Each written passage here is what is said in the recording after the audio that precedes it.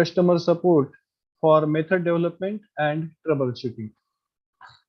I welcome our principal, Dr. T.B. Burade sir, uh, Kaushal Sharma sir with a bouquet. Sir, please accept.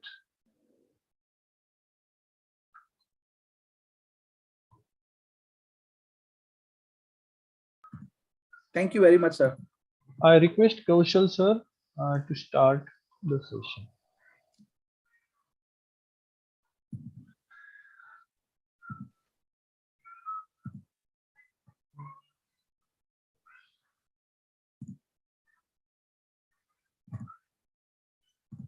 Is my screen visible now?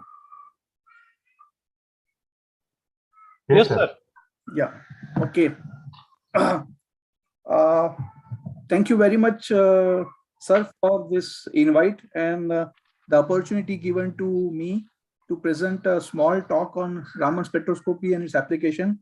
I still remember around 6-7 years back when we did this together again when you were in Amravati with Amravati College, and I delivered a lecture on infrared spectroscopy to your faculties, and it was really delighted for me because I did not discuss much about the infrared because it is already the part of your schedule, but the faculty has appreciated saying that you discussed about the applications of infrared which is not related to pharma, and this is something new to us, and I still remember then it was really well appreciated by your team then.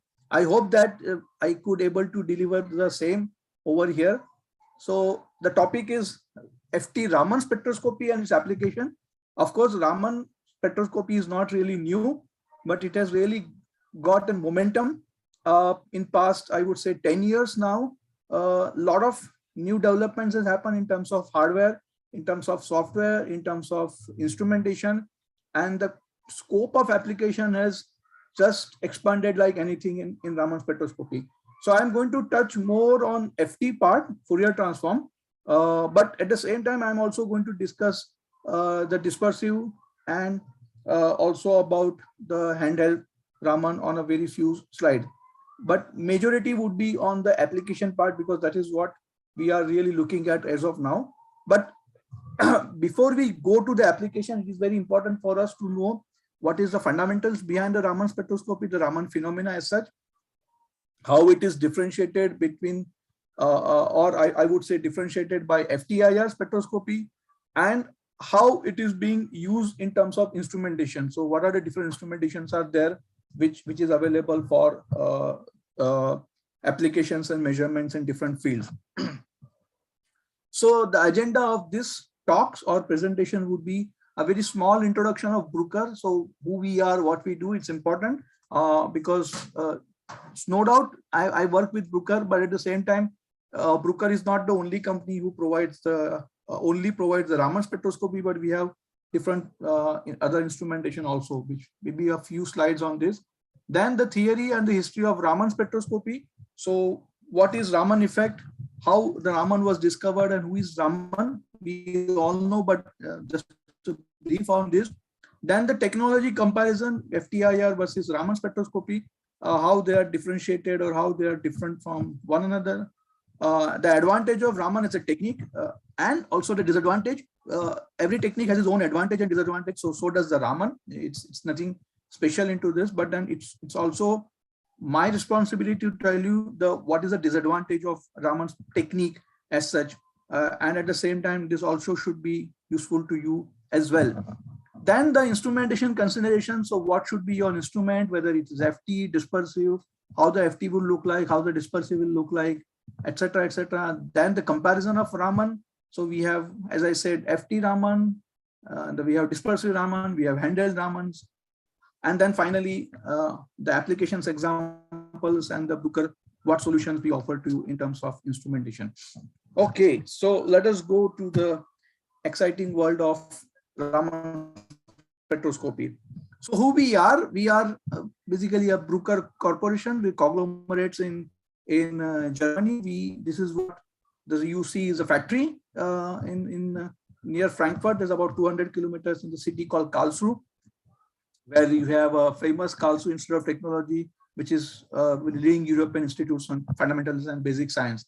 So this is from this building, we support entire globe, but at the same time, we are not only in Germany, but we are almost 72 different locations globally also, including Germany being the headquarter and the factory, but we have also have a headquarter in US and in China for the Asia and American market. So this is where we do. In India, we have 5 different offices, Mumbai being an office, but we are also there in Hyderabad, in Delhi, in Bangalore. We have a residence engineer in Baroda, and we have residence engineer also in Calcutta to serve our customers across India. We also support from India the other SAARC countries except Pakistan, but we support Bangladesh, Sri Lanka, Burma, Bhutan, and Nepal from our territory, and we have been supporting them for their applications and needs. So what we product, not only the Raman microscopes, but we also offer an FTIR, we are NIRs, we have a milk analyzer, we have something very unique, a milk analyzers for analysis of milk products and milks. We have gas analysis and remote sensing instruments, and of course we have something for CBRNE. That's the instrumentation division for remote sensing and homeland securities for the airports or for explosive teams or the firefighters, etc. So we do offer some of the products in that category as well. So Bruker not only deals in pharmaceuticals or life science, but probably practically each and every field. We have something to offer to our customers, whether it is a defense, whether it is atomic energy, whether it is a normal pharma company, or even the pharmacy colleges, or even the institutes, academics, or even the chemical or petrochemical industry or polymer industry. We have something to offer to all of us. So what we have the products. This is just an overview of what we deal. And of course, the topic of discussion is Raman spectrometers, which I'm going to discuss more on the details with every one of us.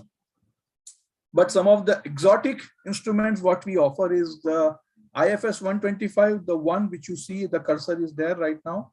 This is the size of a one room, or sometimes the size of double the size of a room, with the resolution of something like 0.0006 wave number inverse to look at the columns of the environment to study the gas phase spectroscopy.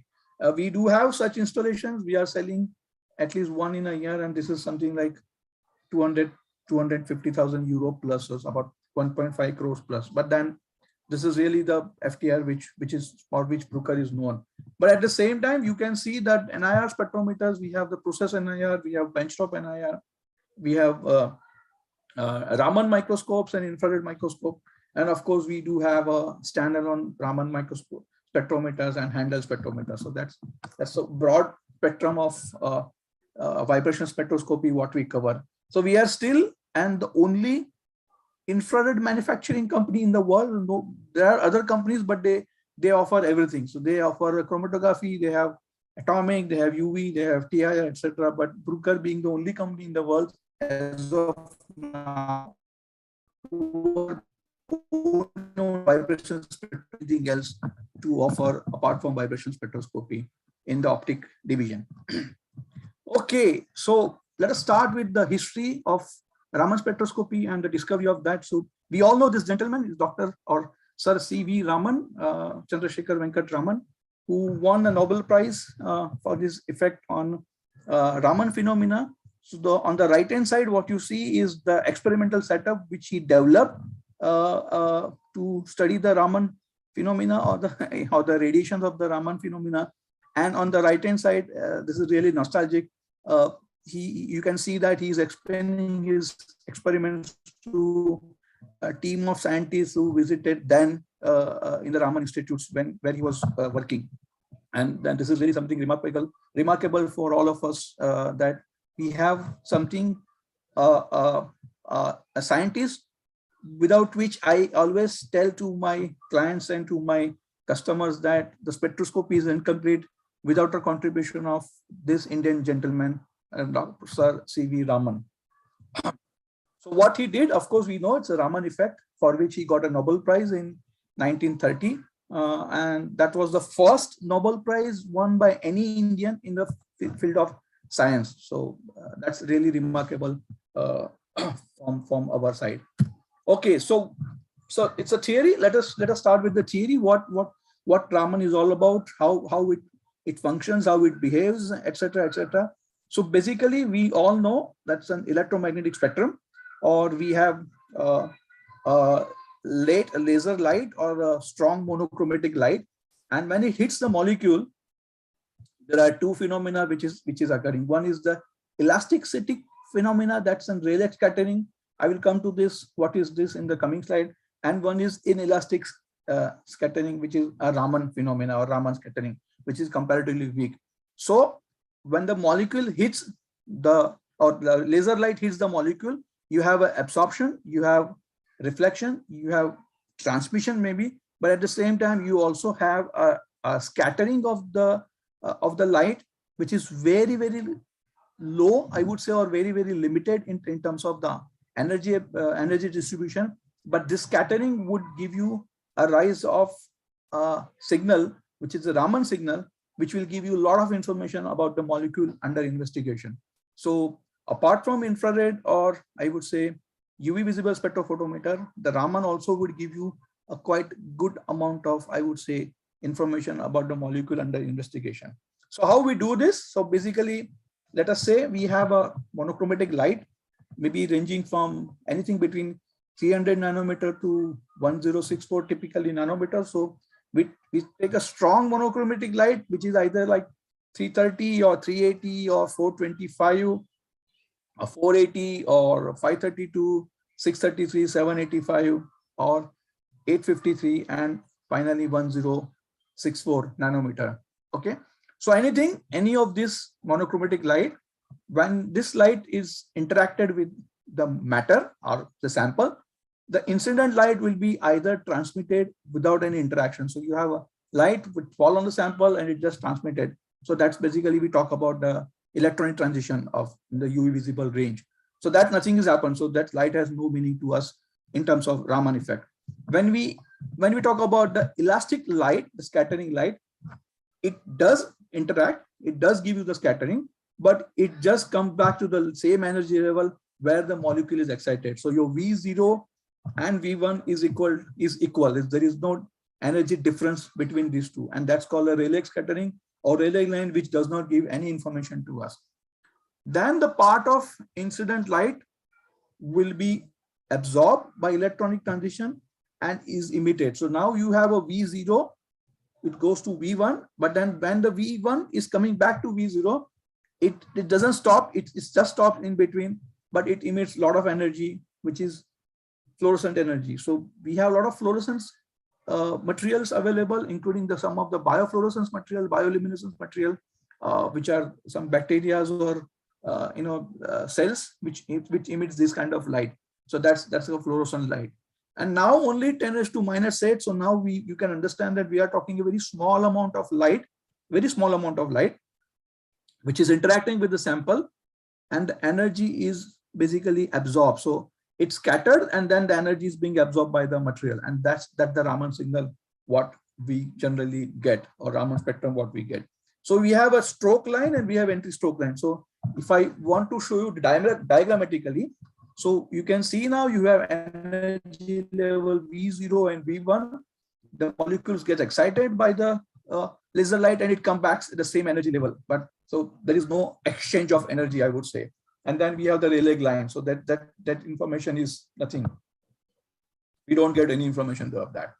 When it comes to stroke or anti-stroke lines, that's an energy either absorbed, goes to a higher energy level and come back to the lower energy level than the excited state, or from the lower energy level to come back to the one higher energy level. By emission of that, we get a signal which is Raman phenomena. So you have a signal which will be enriched with the chemical information of the molecule, and then you have the Raman signal of this. So typically we talk about inelastic light, but anti-stroke lines with inelastic lines. But at some of the real people in the field of semiconductor or in the field of theoretical physics, they are also interested in a Stokes line. So even both this information is being exchanged by Raman effect on this.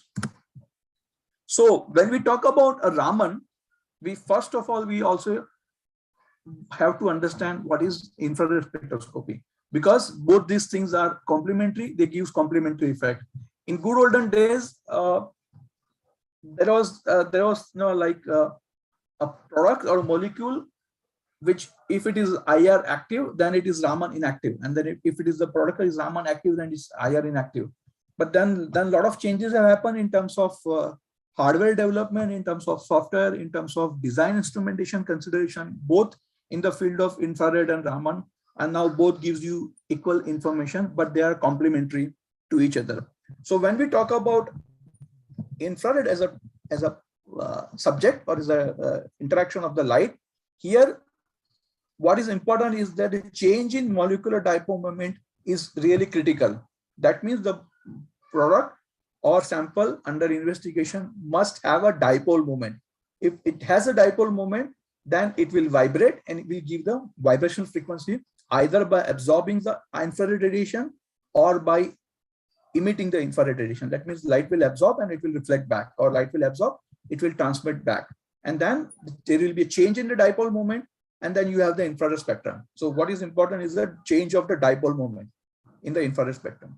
In Raman, it is not the change, but it is basically the polarizability of the molecule during vibration. So the change of polarizability of the molecule under investigation with the effect of the laser light which is falling on the sample will bring the change in the vibration, and then it will give us the Raman spectrum or Raman signal.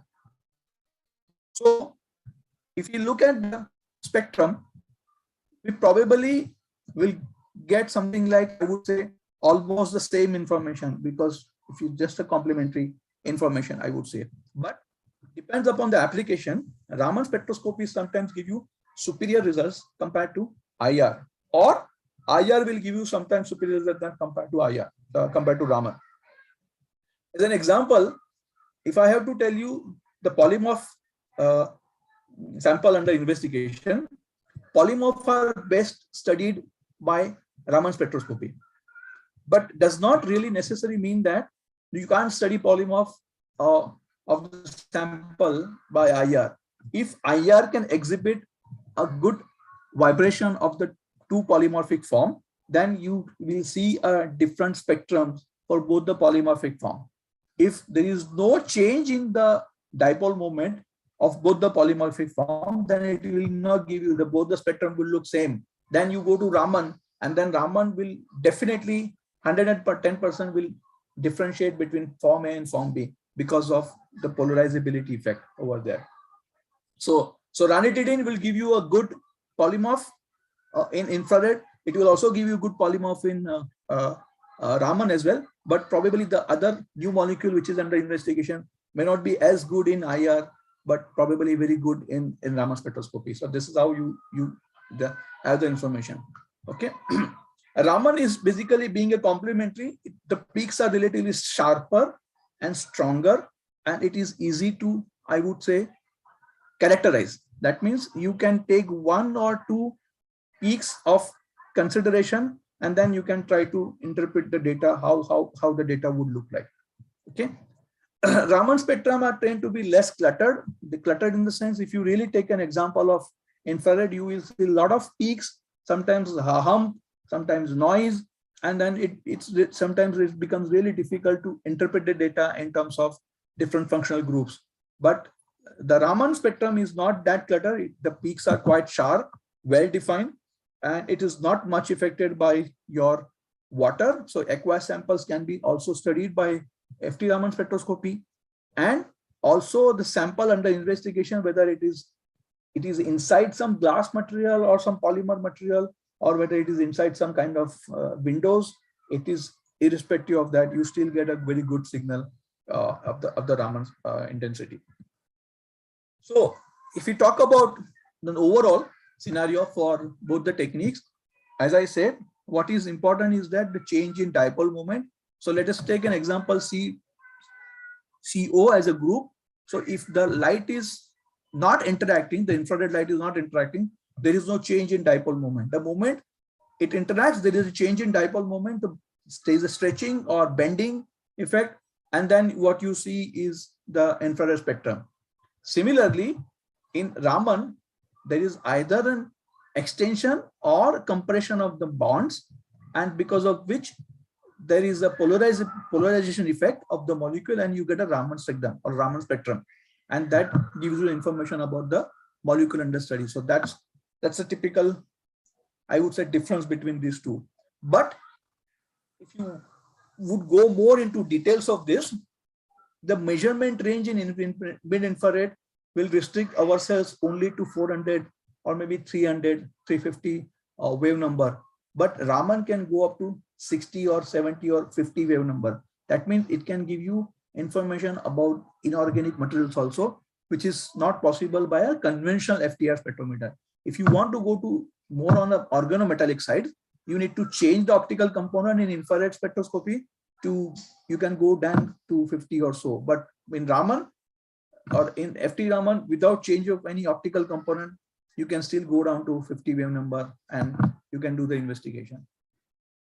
Measurement time is typically higher in terms of FT-Raman because of the light which is used, which is, it's a monochromatic light, unlike an FTIR, which is, you have all the light which is falling on the sample and all the light is getting absorbed or transmitted, and then remaining light goes to detector. Here, because it's a strong light, monochromatic light, the time taken for analysis is generally higher. Sample preparation is required, yes, because if you have a liquid or solid, either you make a palette or you do a Nujol method for doing a transmission studies. Nowadays, ATR is being widely used, so even sample preparation is removed. But if in case some of the samples like zeolites or some minerals, if you want to study, there has to be study under a diffuse reflectance mode, so you still do require some kind of sample preparation. Whereas in Raman, you don't need absolutely zero sample preparation. You can put sample as such. So if you have a, say for example, sample in a vial, which is crimped because it is moisture sensitive, or sample which is filled in the amber color glass bottles because the sample is it is light sensitive, still Raman can able to do the measurement because of this. Okay, so well, there is no path length over here because it's a scattering measurement, but infrared would give you a path length. So you need to have definitely a path length in order to study the material. If you don't have a path length, you just put a sample, it is assumed that your surface represents the bulk, and then the path length is being calculated, and then the spectrum will be generated. So what you get is mostly the same information as of from the FTR Raman. You get almost the same information as mid-infrared. So it's basically fundamental bands and some combination bands and overtone, etc. Spectra can be easily interpreted by mid-infrared. I would say in FTR, yes, it is easy to interpret, but you need some expertise because, as I said, the peaks are really sharp in Raman as compared to the mid-infrared. Though their charts are available, I have put chart in the end of this presentation. So somebody would like to take a snap of it, there, please feel to take a snap.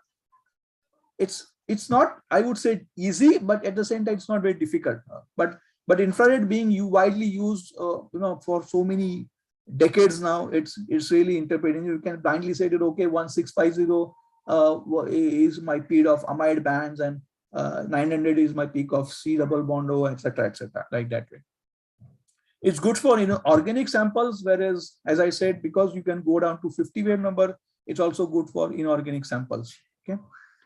Mid-infrared, you can't use the aqueous materials because water will have a very strong absorption in the region, whereas in FT or Raman, it's good for aqueous samples because its water is a really weak scattering of the Raman signal.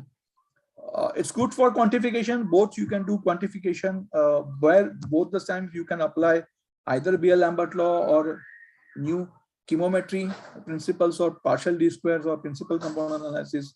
Everything is possible in this. You can also do remote sampling by either 1 meter cable, that's a limitation, or maybe 5-meter cable at the max in mid-IR. But with Raman, you can even go up to 100-meter cable if you really need something remote measurement, like some chemical process or some chemical reactions, synthesis, etc., you want to do study. So this is also available. So that's a broad overview about both the techniques and how they are complementing each other with respect to that. Raman Sopi. So we know that there is no sample preparation over here, so it's not sample. Let us say vials in amber glass vials or crimped vials, I can still do the measurement and give the sample back to you without any problem. Water being a weak scatter, as I already mentioned, there is no special accessories required. The measurement from the aqueous media is also possible to do this. Because in infrared, you have a CO2 and H2O as a culprit, because that will mask your spectra. So you need a purging, a good amount of purging, sometimes in order to eliminate these two peaks. But in case of Raman, the purging is really not required. You can just simply go ahead with this. It is inexpensive in terms of glass holders. As I said, it just does the measurement without any material specific or packaging specific things. The fiber optic probe can be used for remote measurements or remote reaction monitoring by FT. Because the fundamental modes are measured, Raman band can easily relate it to chemical structure, good for fingerprinting, etc., etc.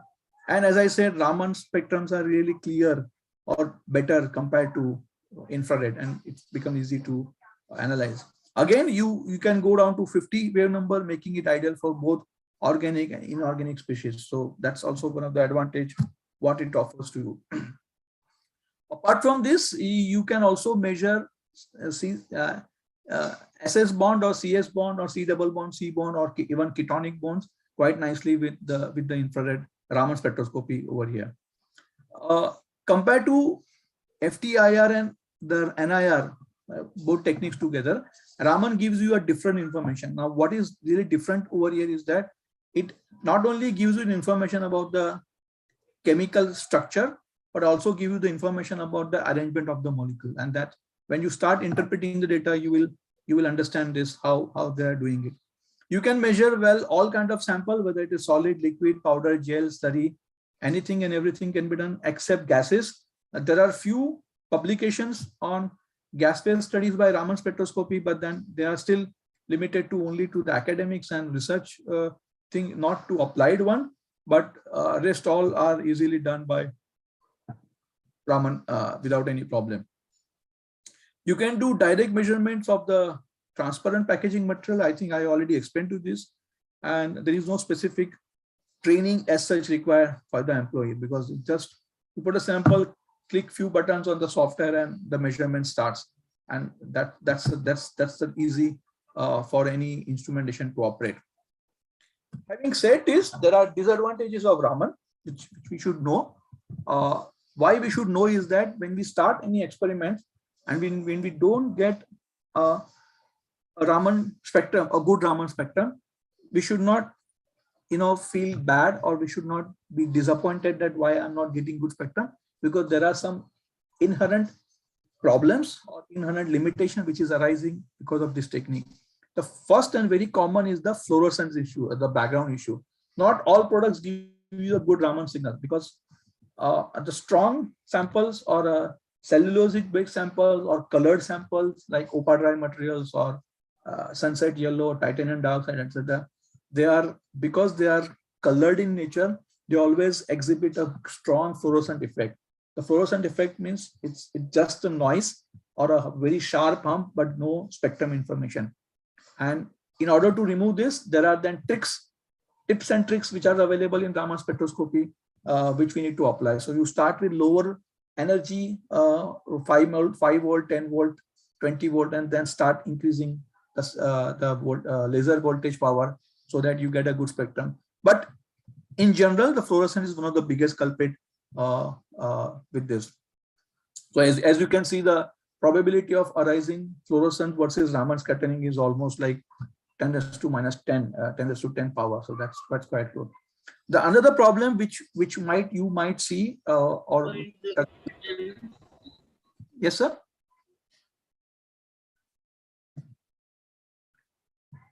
Hello. You continue, sir. No problem. Yeah. So another problem what you might observe is either the photo bleaching or photo degradation. That means that you are trying to analyze one sample, you are trying to get a Raman spectrum of that, and you irradiated the laser monochromatic source on the sample. Sample is not able to get, or sorry, the Raman is the instrument is not able to get a Raman spectrum, so it is still bombarding the laser light on the sample, and eventually the sample will start burning, or I would say a charring effect will sink. So you see a small black spot on the sample itself, and that's called the photo degradation, because the intensity of laser light on the sample is so high that in order to generate the spectrum scattering effect, it could not get, and it started burning the sample. So that's also one of the limitations or disadvantage of using a Raman. Again, there are tips and tricks to overcome this problem, but by and large, this is also being for this is also getting I would say very routinely you may observe this. Spectral reading is not as simple as FTR. I think I already explained to this, because the chart is different as compared to the chart what we use in infrared. But then, yeah, it is nowadays, thanks to the software, thanks to the various online tools available for the data interpretation, with which you can just upload your Raman spectrum, and the software or the app will give you all the information about the spectral bondings and its distribution within the sample or within the spectrum. Okay, initial setup is expensive. That's probably the limitation. You might see maybe the laser detector filters, or maybe the microscopes if you want to have it. These are expensive setups, and then this may also limit the real investment for Raman spectroscopy. Okay, the sensitivity is, as I said, 1 million per photons to generate one Raman scattering. So the analysis time is typically longer, which you already seen in the previous slide. Okay, so what instrumentation consideration which we'll have? So what you see is the two Bruker spectrometers. One is the Fourier transform Raman spectrometer, and one is a dispersive Raman spectrometer. So one is the multiplex technique. I will come to this in detail in the coming slides. And one is multi-channel technique. The multi-channel means you can have different laser lines with respect to the measurements, etc., etc. Each technique has its own advantage, and it's ideally suited for very specific application. But by and large, I would say both the techniques can be used for almost 80, 85, 90% of the samples. So now the choice is what we have, whether we want to have dispersive or we want to have FT, and that's a really good question. On one hand, we have a sensitivity. That means I want to do a sensitive measurement, but when I do the sensitive measurement, my detection limit would be higher, definitely, but I am associated with the fluorescent effect. That means I am more likely to get a fluorescence effect when I do this measurement. Okay, so typical laser which is used is either UV or sort of visible up to say 633 or so, with good amount of sensitivity I get it. On the other hand, I have a sample. I also need a good amount of sensitivity, not that sensitive, but good amount of sensitivity. But I want to really get rid of the fluorescent effect. Then the typical sample would be, or typical laser choice would be 1064, or maybe at the max 785 or 830 nanometer, by which you can virtually remove the fluorescence, and then what you have is the fluorescence free spectrum. The central question is that what is best for my application or my choice, or what will be the appropriate laser wavelength I must choose it. Okay, so let us first understand what is FT technique. So FT offers over a dispersive technique a virtually absence of fluorescence-free measurement. So that is, in fact, with 1064 FT-Raman technology, there is absolutely no fluorescence. The sample will not have any fluorescent effect. The analysis time would be longer. So if you typically talk on the carbon field samples or a single wall carbon nanotubes or multi-wall carbon nanotubes or fullerene kind of sample, the analysis time would be longer because you want to get rid of the fluorescent. But for typical organic samples or pharmaceutical samples, analysis time will be much shorter without any interference. So this is really, I would say, fluorescence free. It's nice that you can still able to go down to 8 micron as a depth of analysis. That means on the sample, the surface area is about 8 micron, which you can cover. And that's I would say really relatively quite good spectral resolution. Resolution on the surface is not a spectral resolution. So that's relatively quite good. It is very good and easy for a bulk sample measurement. Now, bulk means I talk about a tablet or I talk about any powder, whether it is polymorphic powder or normal powder. It's really good because you have a sample compartment, a dedicated sample compartment where you can put a sample and do this measurement without any problem. This is quite smooth. I would say smooth in the sense there is no pre-treatment required. Laser is soft because it's typically NIR laser. 1064 is an NIR light. It's an NIR region. It's a soft laser or low power laser. And then you start analyzing sample right from 20 milliwatt, and then you can increase your signal up to 500 milliwatt or 1000 milliwatt, depends upon your application. And that's it is really good. So what you see is on the diagram is basically the interferometer. So you have the laser, which is falling on the sample, and then sample will be interferometer. It goes to the beam splitter. The beam splitter will split the beam into 50-50. One will go to fixed mirror. Another one will go to the moving mirror. Then energy will be combined and then falls to your sample and then to your detector, which is single element detector, either in gas, indium gallium arsenide, or liquid nitrogen pooled germanium detector. So that's in terms of schematic, it's quite simple. On the other hand, the dispersive technique, being a multi-channel technique, it offers significantly better sensitivity, but somehow we had to come out with the fluorescence. So this for the measurement time, it's shorter because we have the grating and we have a CCD detector, the charge coupled detector, which are much sensitive and higher resolving power capabilities.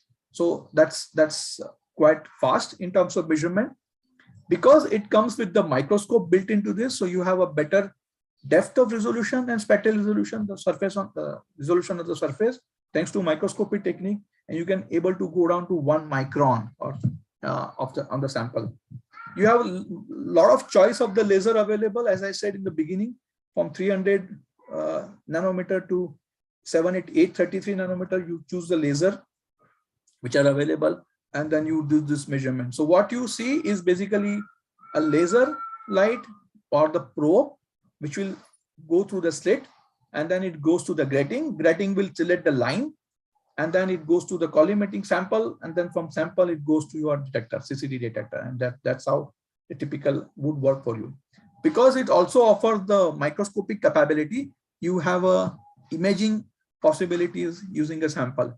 So imaging means you take a sample, you scan 100 by 100 micron or 200 by 200 micron area with the resolution of either 1 micron to 50 micron or 5 micron or 100 micron, depends upon the slit step width you select. And with that so many amount of data, you can now visualize that you have even a smallest information of the step size which you have selected on the surface, and you have the smallest information available on your computer, from which you can interpret the data. So if I say 100 micron by 100 micron is my area, I have taken a point of 1 micron each. That means I have so many data points, 100 into 100 typically. And then with that so many data points, I can able to resolve the information what I need for the area under measurement. And that's the imaging capability is what dispersive offers for you. So as an technique, FT will have this 1064 fluorescence free measurement for good for bulk sample analysis and very good for quantification studies. On the other hand, you can, because of the microscopy, you can go down to 1 micron with shorter measurement time and imaging capabilities. We at Bruker can offer you both as a technique, but at the same time, we can also offer you both as a hybrid technique. That means you have the best of both the worlds. You have advantage of FT, you have advantage of dispersive. Both are combined and put it in one instrument, and you can have best of both the worlds for your samples. Okay, so what comparison I would say, but it's not a comparison. It's just basically an overview of what a dispersive or CCD-Raman will do and what FT-Raman will do for you. For now, you can see you have semiconductor, aqueous, black samples, temperature, organic, inorganic, everything what you can see. Both are good. Both can do good job for you. It just depends upon how we want to do the measurement. But for organic materials and for pharmaceutical samples, Raman FT would definitely score over a dispersive technique. And then that's one of the big advantage what FT offers to you because of this 1064 and Fourier transform technology for this. So what solutions we offer? As I said, we have the Centera, which is the dispersive Raman. We have this multi-ram, which is the FT-Raman, and we have this nice little champion called Bravo. That's an handheld Raman, but again, this is the only Raman which has got 2 lasers capabilities. So you have, say for example, 633 or 785 in this. You have 1064 in multi-ram, but now you have a Bravo which has got 785 and 1064 inside this, and it still does all the jobs whatever you want to do it. Okay, so well, I generally don't like to discuss much more on this part, but this is also from the topic of discussion which was given to me. So just giving you the overview what you have. So you have a choice of different lasers with different laser powers.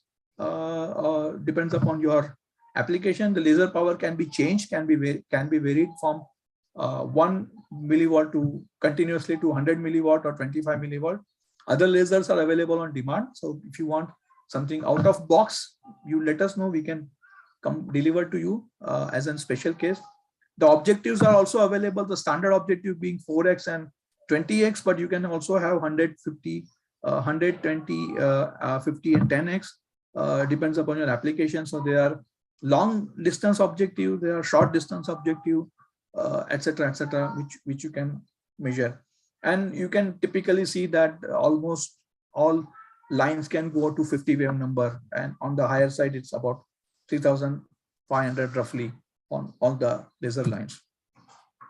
Okay, so what, as I said, is imaging 130 spectra per second. That's an high power, high imaging capabilities, which dispersive offers to you with the high resolution of 1.5 centimeter across each line. You have the full spectral range for each grating, which you are using it, and then of course multi-laser excitation switching capabilities. So you analyze sample with 532, you can immediately switch to 633, you can immediately switch to 785. 3 lasers can be mounted inside, and you can do this at the same time. Okay, so how you look like? So you see on the left hand side you have side port for the large sample compartment and the real high definition. I'll come to this in my coming slides. On the right hand side, you see it's an open architect. So we also have some of the open architect system installed in museums because they have larger monuments or larger paintings which they want to analyze, and it's not really possible to slide this inside this small chamber. So it is completely inverted, and that's kind of unique, which we can also provide. And of course, we can also give you heating cooling stage if you want to work something on a really high temperature up to 900 degree or liquid nitrogen to -196, etc. Okay, so what we have in terms of FT is an FT-Raman spectrometer. So you can see now it's the same instrument what you see earlier, but then you have now a sample compartment over here, a dedicated sample compartment, and it comes in two forms, either a dedicated Raman, we call it the standalone Raman, or a Raman module connected to the research grade infrared spectroscopy. You have the choice of 1064 and 785, depends upon what you want to do. And you have a choice of either a room temperature detector or this liquid nitrogen cooled germanium detector, where you fill liquid nitrogen once and it stays for almost 6 days, 5 to 6 days inside. So you don't have to really worry about filling it again and again. So that's what we offer to you. And then finally the hybrid. So you say, okay, that's fine, but I need to have a sensitivity and fluorescence free measurements. I have a money I want to invest. I also want to do microscopy study by 1064 nanometer on the same spot. Can you do this? The answer is yes. We give you both these things combined in one instrument, and then what you have is up to 5 wavelengths you can select to do this measurement. And then the advantage is that not only the CCD of this Centera, but the germanium of FT can also be used for both the laser measurements. Depends upon how you want to do this. And finally, this little champ is Bravo. So it's the only system with this dual laser capabilities, as I said. So you have 785 and 853 or 1064 incorporated. This is laser class 1, so there is absolutely safe because all the laser powers are less than 50 milliwatt. So you can do this without any special goggles. This is quite good for academic purpose because we just want to take a Raman spectrum. We want to do studies the polymorph A and B. So this is really good. This is completely touch operated. So this is 7-inch screen, maybe as high as your iPad or maybe some camera, mobile phone. You have Ethernet connection, so remote capabilities is also possible. And of course, if you are working in a pharma environment, we can give you all kind of support in terms of 21 CFR, etc., with this. Okay, so what are the applications with this Raman? So it's not only in academics where we study the organic or inorganic catalysts or geology or maybe carbon nanotubes or DLC films, fullerenes, graphenes, etc. But in the pharma also, this is widely used for polymorph studies or API distribution in tablets or some failure analysis or contamination studies or layer. If you are into polymer packaging and you want to study the layer analysis, even this is also possible. At the same time, for other industries like forensics and museums, we have this drugs or diamonds or explosive or art restoration or some forged notes of bank documents, etc. With this also Raman can be also useful in this. So I will go through mainly into the FT applications, mainly into pharma, because we are all pharmacists and we should know what are the application of this. But I also cover some of the few applications from one each of this category just for our understanding and just for our knowledge how really it is useful. So let us start with the applications in pharma.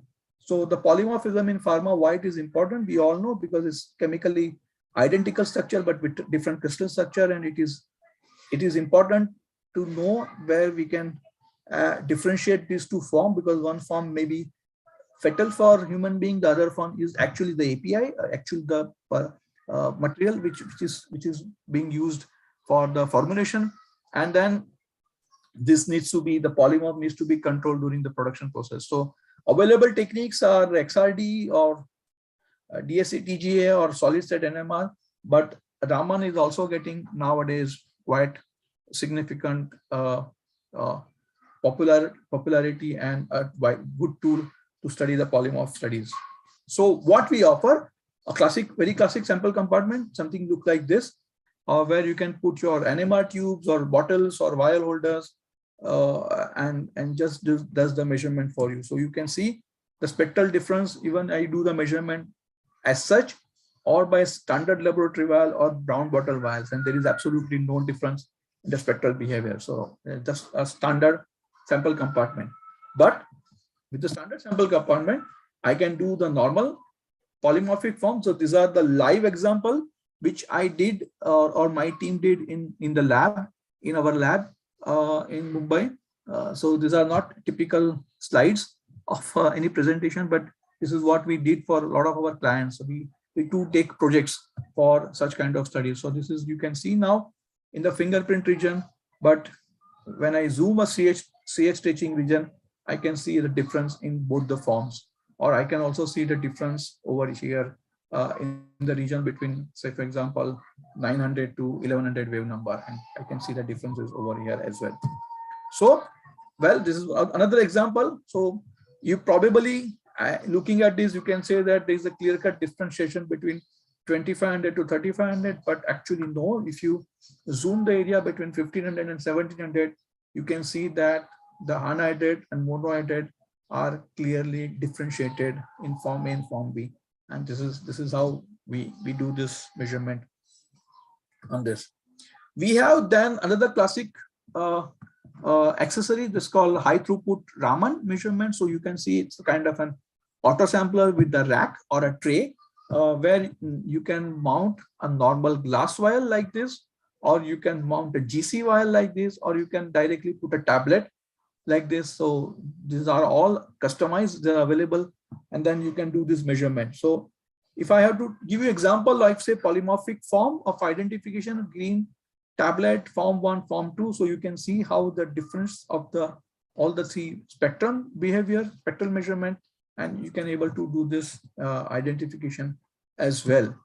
You can also do quantification if you know the univariate, that means, or multivariate, that means you know univariate, you know where the changes are occurring and you only integrate the peak, and multivariate, you don't know where the changes are occurring and you tell software by applying a special algorithm like PLS or PCR or PCA, and then the calibration is being plotted. So you can see there's a nice calibration over here, and you can also do quantification with this.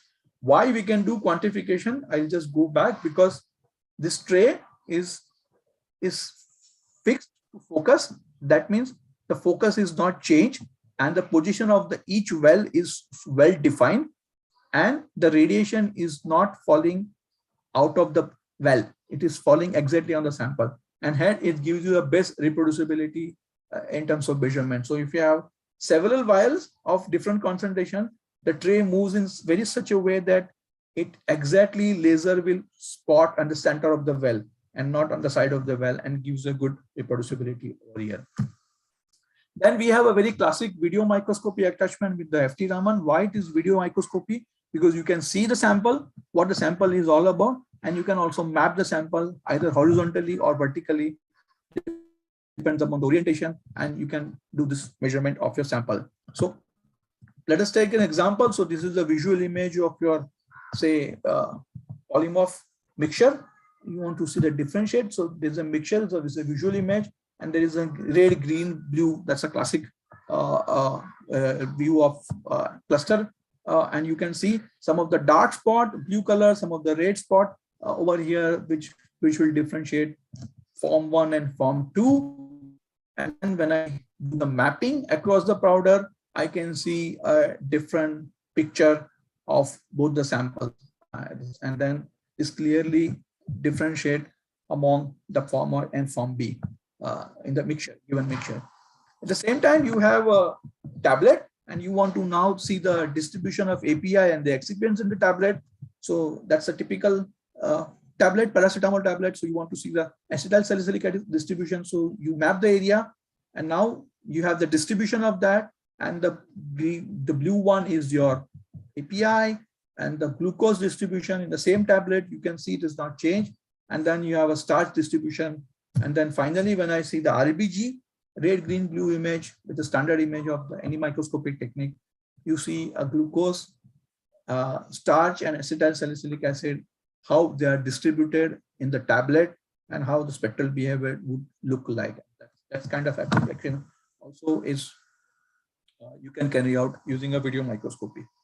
The another example is again the distribution of API in the tablet. So you break the tablet, and now you want to study the distribution, but with respect to area integration. That means you have already run the pure API and the excipient, and you have identified the area, and now you are allowing that area for the mapping, and then you want to study the distribution, how they are distributed within the sample. So the red one, what you see is the API over here, and the blue one, what you see is the excipients over here, how they are distributed. Okay. Having said this, if you want to study the tablet as such, so you can see the shell is still very strong, and you get the information mostly on the shell part over here. What you do is that you can remove the shell by just scrapping it, so that the API layer is exposed to the laser light, the Raman light, and then you do this measurement, and then you can have a distribution of API in the sample itself. So even this is also possible to carry out. So again, what you see is the area which is covered from the center to the edge of the tablet, and now you see a red line and the yellow line, which will represents different peak. So I have the excipients peak, but then as I go out from the spotted area to the layer area, I see the API, which is nicely distributed, and of course at the same time I also see the shell, which is different, and hence I can say that API is distributed in the given tablet over here. Okay, so this is another example which we did in our lab. It's the nasal spray study. So the API of the nasal spray is distributed on the glass slide, and then we put the glass slide for the imaging, and then we wanted to check whether how it is being distributed. So we took one area for the active ingredient for the mapping, and then that area was then only scanned for the entire region, and then the distribution was being seen. So here in the given area of I think about 50 micron to 50 micron or so, we see a very small portion of API being distributed, but rest of the things was the excipient in this case. Apart from this, we also offer some of the specialized accessory, which is also important. The one is the heating stage up to 180 degree for phase transition or polymorph studies, or reaction kinetics or stability studies, etc. Or we offer a Lincoln stage up to 600 degree. I think I discussed this also. This both will go inside the sample compartment over here, and then you can do this the study of this. So from the example, you can see now the phase transition of the active ingredients with respect to different temperatures. So you see now you have a 40 degree measurements, and you have 180 degree, and how this is being changed in this region, and in this region at around 900 to 1100 region, how they are getting changed. So even this kind of studies also you can put. So how it is done is that you place your sample in this cavity, and then you increase the temperature, apply a temperature ramp at a different time intervals, and as the temperature reaches, everything is controlled through software. As the temperature reaches, what you do is that you start doing the measurement. So you have the spectrum 1, 2, 3, and so on and so forth, and then this all spectras are then being stacked, and now you can see the difference of this, how it is done. We can also offer what is called three-dimensional view. So temperature versus Raman intensity versus a wave number, and then with the waterfall display, you can also see how the change in temperature is actually seen, or it is getting progressed, and you can really pinpoint the respective spectra of the temperature from the given waterfall display. So monitoring thermal transition, that's one of the experiment which you can carry out. So again, you can see a polymorph A and B and how they are done, which is the area under seen, which is different, and how they are being differentiated with this. So when you zoom this, and when you do the peak height or peak area under curve measurement, it will give you a different behavior, and that different behavior represents a different temperature for both the APIs. And this is also can be nicely studied using an income stage fitted with the FT-Raman accessory. Okay. So you can see now with the same experiment, you have the formation of B and formation of A into B at different temperature intervals. So you can see now how they are getting formed, and then how they at what wave number both are getting intercepted. So this also can be studied with the technology. Then apart from this, we also have a mixture analysis software. So sometimes it may happen that you have a mixture of software, you do the library searching, but it does not give you a good spectrum. Then probably you do a kind of a subtract or addition from your raw data. So you have a pure sample, you have mixture sample, you subtract it and you try to get the information, but it may not be sufficient even in some of the cases. Then we offer this mixture analysis software, which is really useful for identification purpose. So you do mixture analysis based on your pure component. You can do mixture analysis based on library. You can do mixture analysis based on peak integration or peak height or area, or you do mixture analysis based on the region of your interest. And then what you can see is an example over here. You can also see in the below that around 57% is your calcium carbonate and 42% is your calcium sulfate in the given sample spectrum, and how they are being, this just give you a rough estimate about the content, but it's nice tool to have it to do the measurement. Okay. So in summary, Raman is good for pharmaceutical, is getting momentum. We have a lot of installations of this in pharma industry, and people are using it for their routine R&D work. It is also useful for micro samples. So particle studies nowadays, people are more interested in even the particle size or particle shape measurement using a Raman or IR microscopy technique. So we also offer solutions for them. It is applicable for both formulations as well as the polymorph studies. As I said, it is easy to do the measurement because thanks to the technology itself, there is no sample preparation is required. And we offer some of the very specialized accessory to carry out such experiments. And then identification and quantification both are possible to do this. Apart from this, as I said, these are only restricted to pharma, but as I said, there are some other applications, nice applications of FT-Raman technique, which we should know. One of them is this, the single wall carbon nanotube powder. So that's quite common application. If you go to any nanoscience or material science department, they always work with carbon nanotubes and carbon nanoparticles. So G mode and D mode, that's very common signature they would like to study by Raman spectroscopy, and FT can do this without any problem. So this nicely can be interpreted with the FT technique. You can also study some of the mineralogical samples. So if you want to know different minerals or different gemstones, say for example, like alexandrites, rubies, turquoise, sapphire, etc., you can very well study this by FT-Raman technology, because every minerals has its own unique fingerprint spectrum, and based on this, they can easily identify it. So there are libraries available for these minerals which can be studied, downloaded, and you can do this measurement also on this.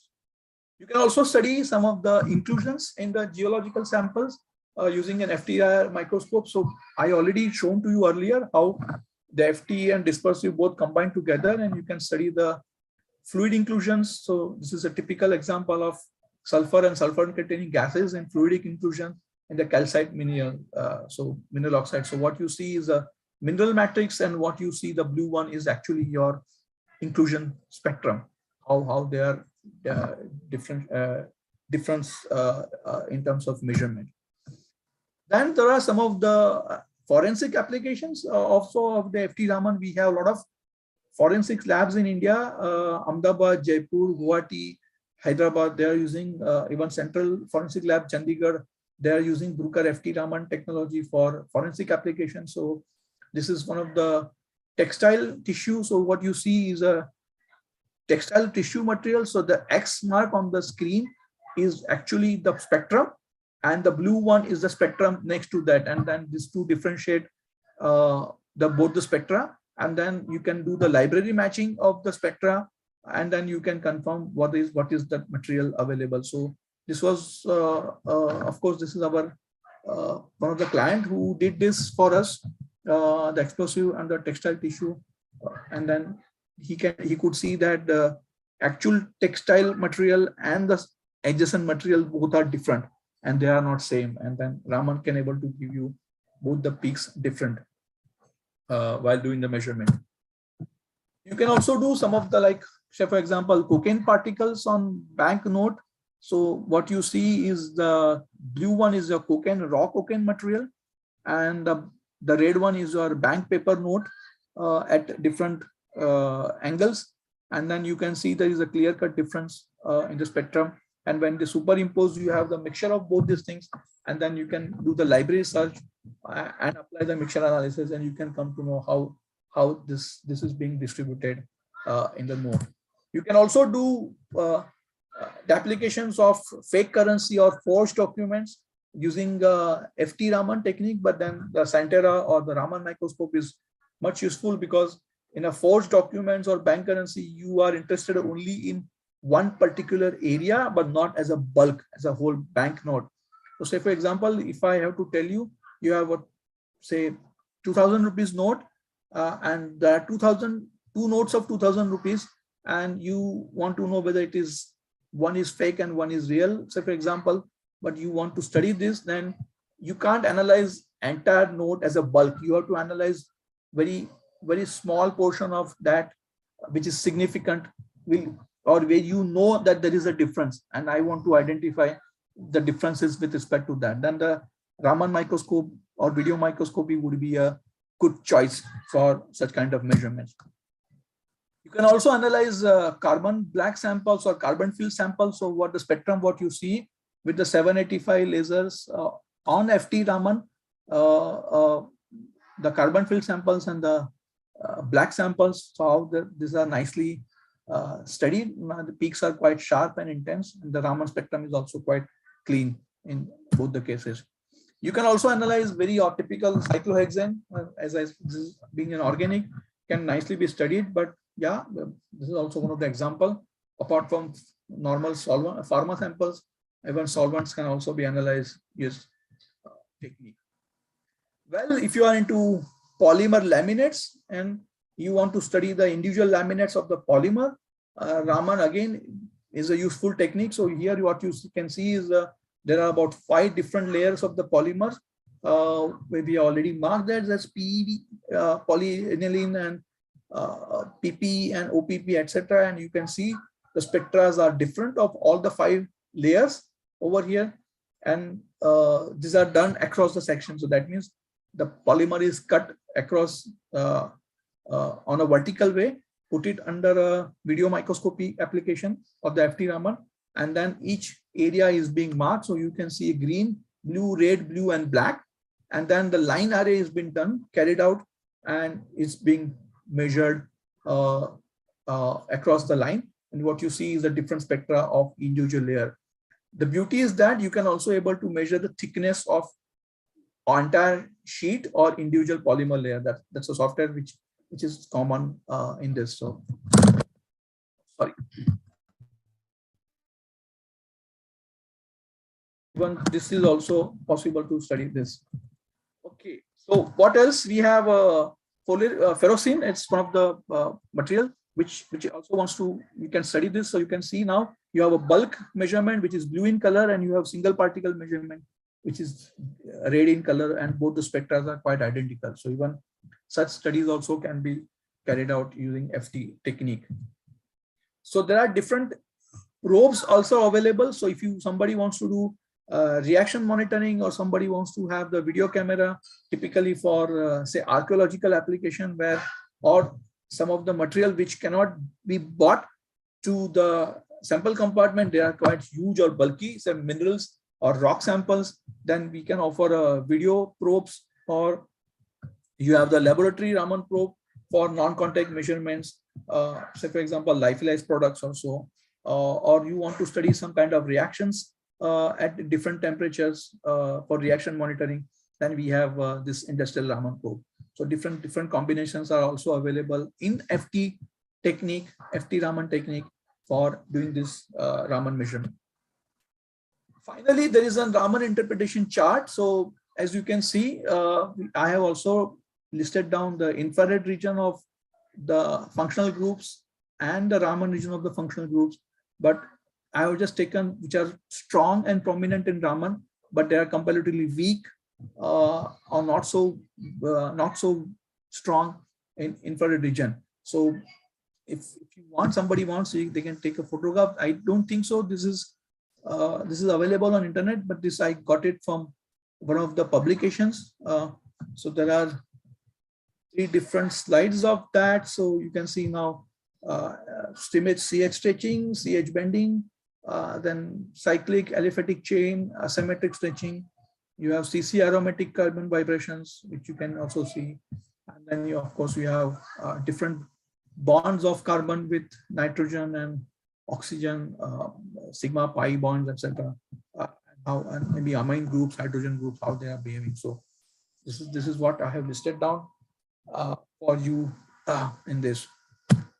Finally, the conclusion of that is Raman spectroscopy is a good technique, a good tool for various applications, including pharmaceutical industry. This has really got a momentum.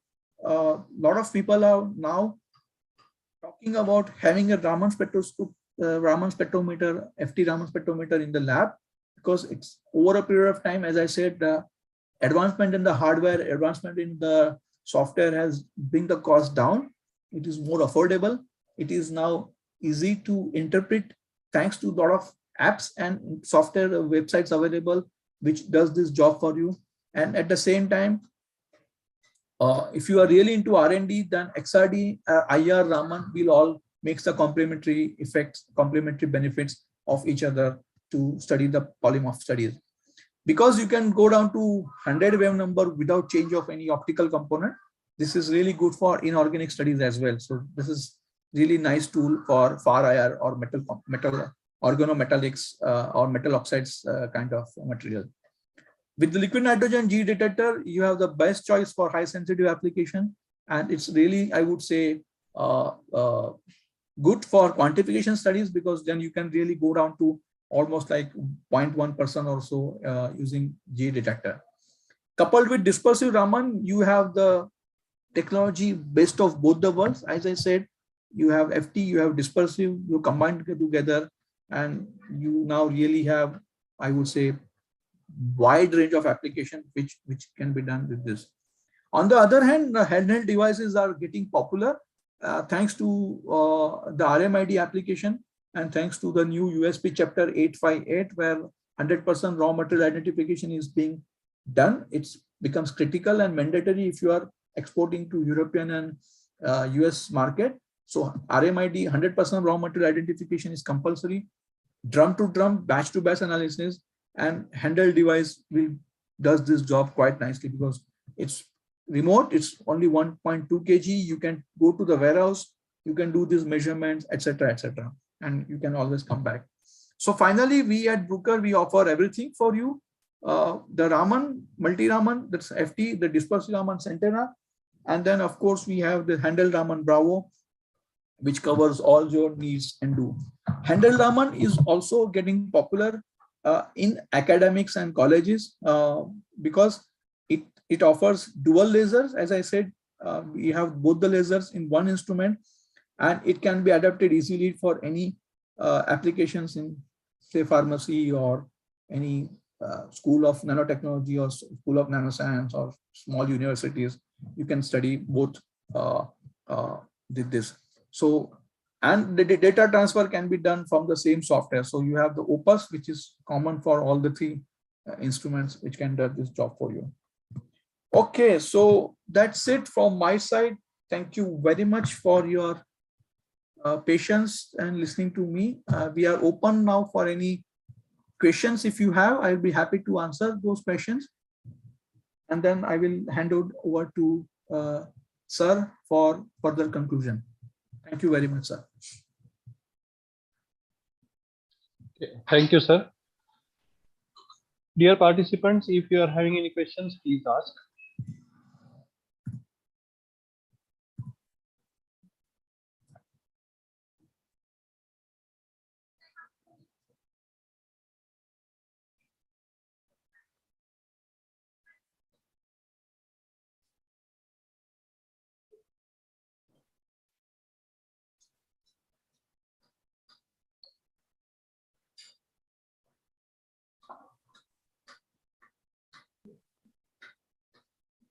Okay, I think no questions from participants. You can email Kaushal sir also if you are having any query. Yes. So Email we will is share. close there. So my email you can write down is Kaushal, Kaushal .sharma @bruker.com. So it's kaushal.sharma@bruker.com. That's my mail ID. Please feel free to contact for any queries or any questions if you have on Raman spectroscopy. I'll be happy to assist you. I'll be happy to share some publications which I have from my side, which might assist you for your R&D work. Thank you so much, sir. So Thank we you. have reached our last session. I am very thankful to Kaushal Sharma sir. He has shared his knowledge regarding Raman spectroscopy. Then he shared knowledge about FTIR and Raman's spectroscopy technology comparisons. Then so many examples he has shown regarding applications of Raman spectroscopy and about the instrumentation also. Uh, on behalf of principal and our coordinator, Dr. Zarde sir, I am very thankful to Kaushal sir. I request training coordinator, Dr. Manoj Zarde sir, to please felicitate Kaushal sir with a certificate of appreciation. Sir, please accept Thank you the very much, sir. certificate. Thank you very much. We will email you the certificate also. Yes, sir. Thank you very much, sir. And I am again glad and I am happy that I could able to share my knowledge with faculty over here. And I look forward for such opportunities in future also from your esteemed organization, sir. Thank you. Thank you, sir. Thank you very much. Thank you very much. With principal sir's permission, we will conclude this session. Thank you, sir. Thank you. Bye-bye.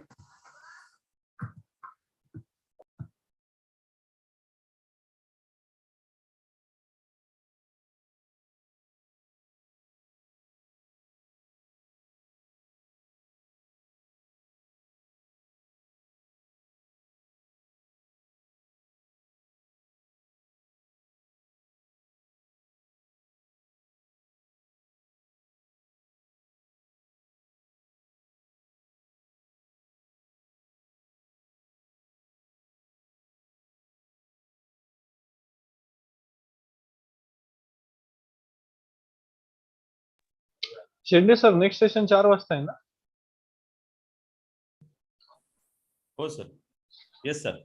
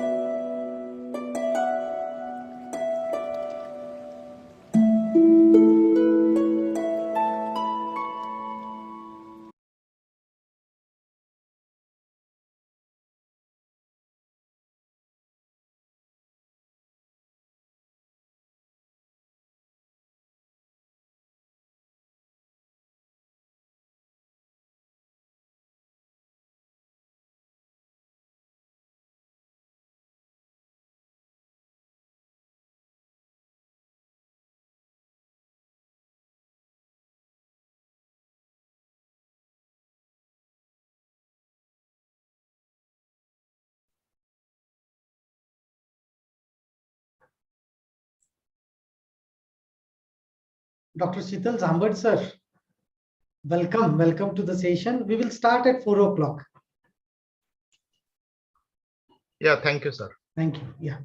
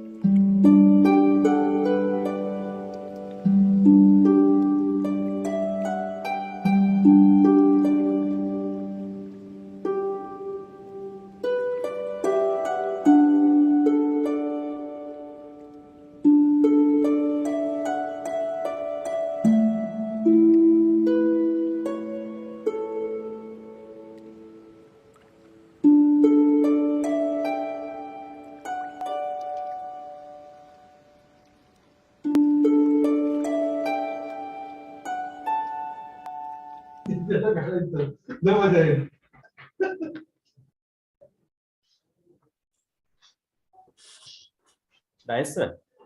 Yeah, we will start, sir. Just proceed, sir. Yeah. Good evening, dear participants. We welcome you for the fourth session on this day 3 of this 5-day FDP or 1-week training program for teachers of government colleges on applications of spectroscopy and chromatography in structural elucidation.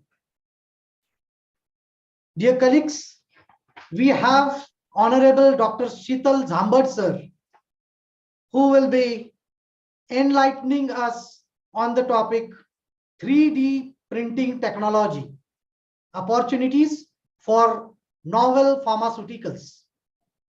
Dear participants, we have a great eminent personality who is a scientist, a teacher, and an industry personnel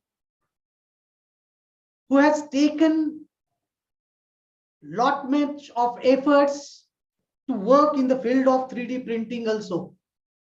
So let us welcome Dr. Sheetal Kumar Zambad, sir, who has done his PhD in 2004 from Nagpur University, while he completed his M.Pharm in 98 from Nagpur University only. Dear colleagues, he is having varied experience because he started his career as a lecturer at Nagpur College of Pharmacy in 98. He has also worked as a lecturer at D.Y. Patil Institute of Pharmaceutical Science and Research, Pune. So having the experience of 6 years in teaching field, after completion of his PhD, he entered into the industrial field. He started his career with research associate with Torrent Research Center, Torrent Pharmaceuticals Limited. And he worked in various capacities as a scientist one, and he worked as an assistant general manager for Torrent Research Center from 2011 to 2016. So he is having 12 years of industrial experience, after which he, being the founder director of Think Technologies India Private Limited, he turned towards academics once again to share his knowledge with the students, and he's presently working as a professor at R.C. Patel Pharmaceutical Education and Research, Shirpur. He has won many awards, to name few. He has been outstanding performer consecutively for 7 years when he was working with Torrent Pharmaceuticals Limited, Ahmedabad. Not only this, when we come across his research work, he has published 13 research articles with impact factor more than 4.9, and he is having, to his credit, the patents for Indian patent as well as PCT, and those patents are 12. So that's why I said we have an opportunity to listen a scientist, a great teacher, and industry personnel all amalgamated into one. So Dr. Sheetal Jhambad sir, we welcome you to this session, and I request Honorable Dr. K.B. Burade sir to felicitate Dr. Sheetal Jhambad sir with a floral bouquet.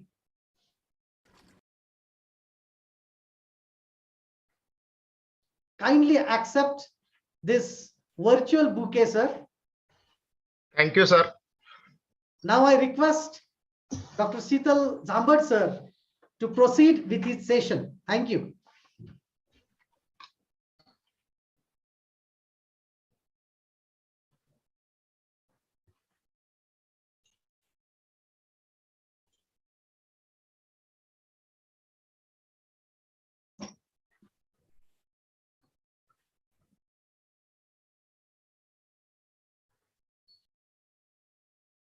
Yeah, thank you, sir, for giving a nice introduction of me. You have given a very wide introduction, and really thankful for that. And you rightly said that I got opportunity to work in academics, also in the industry with a very reputed pharmaceutical, Torrent Pharmaceuticals Limited, and there also I got a very good opportunity to work with the drug discovery team where I lead several projects. So, and then again, I started my startup industry, Thinker Technologies, where I specifically work on 3D printing technology. And thereafter, I also got again the chance to work with academic. My startup company is continuously working on 3D printing, and it will work continuously on the exploring the application of 3D printing in the pharmaceutical development. And being involved in this topic that is 3D printing, application of 3D printing in the pharmaceuticals. I am always happy to share whatever I have, whatever knowledge I have developed and I have got in this field. I always want to share it with. So thank you for giving me the opportunity to share my experience and my knowledge regarding this topic.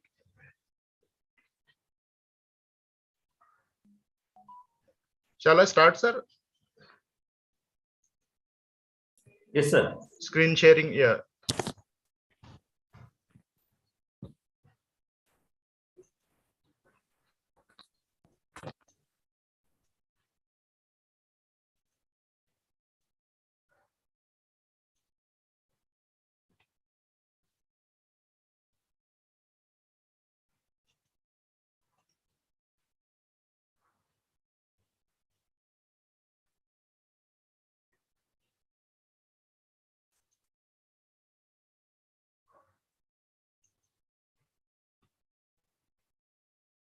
Sir, slideshow is visible? Yes, sir. It is visible. Okay, sir. And am I audible? Yes, sir. Okay, sir. Okay, sir. So today's talk is on 3D printing technology and how this technology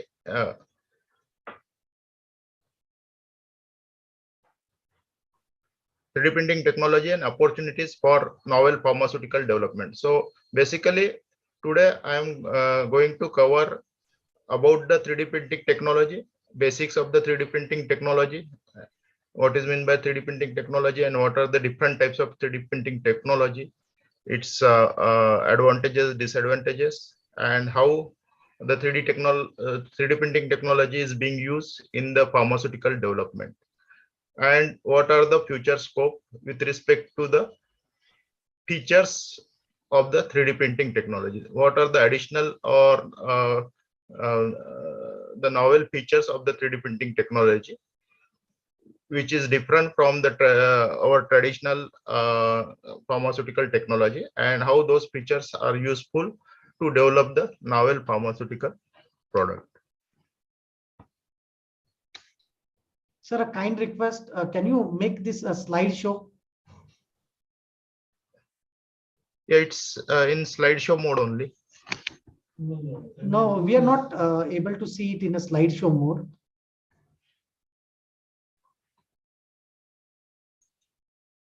Just once again, I will start it. Yeah, yeah. I will try it.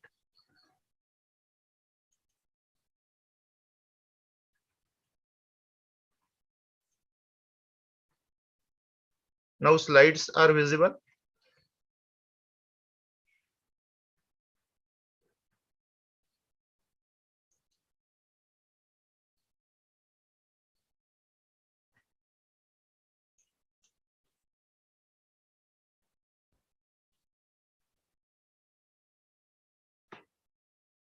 Is it visible, sir? The slides are visible. Only thing is, Which slide is right now? it's a first slide only. We could see the Okay, so title. slides are not moving, sir. So Full screen share. Can you? Is it possible for you, sir, to share the full screen? yeah, miss, I am sharing it, but miss, I have already shared it.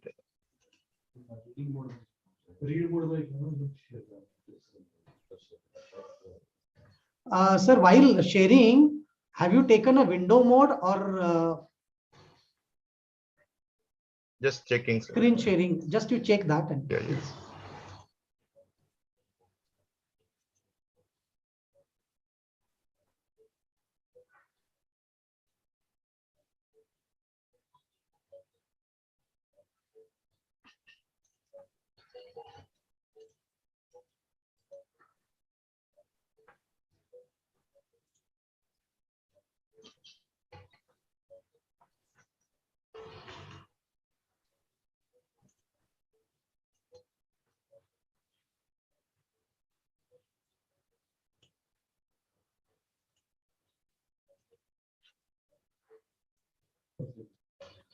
Sir, I request you to stop sharing, and while selecting share screen, you select the screen rather than window.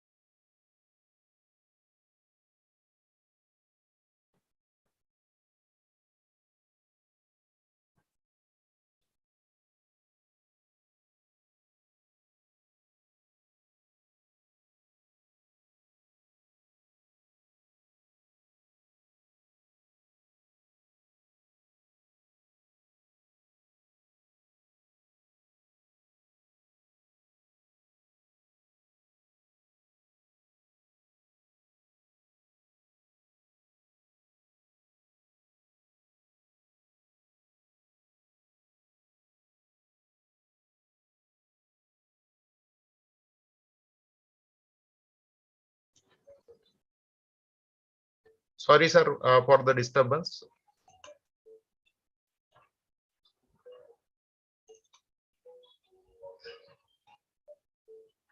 Is it visible now? Yes, it is visible. Which slide is visible, sir, right now? Content highlights. Yeah, yes, sir. And it is in presentation mode. Is it in full slide mode? Slideshow mode? No, it is not in slideshow mode.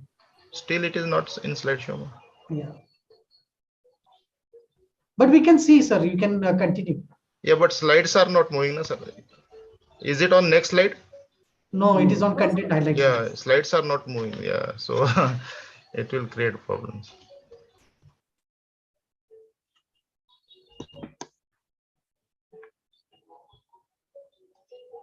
Host, can you help me? Yeah. Can you share your PPT so that I can share it from here? Okay.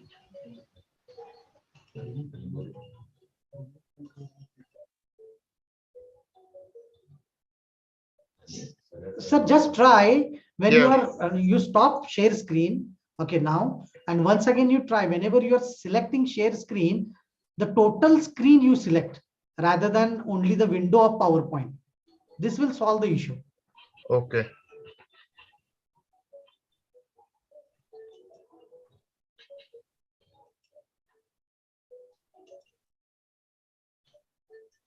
Now stop the sharing.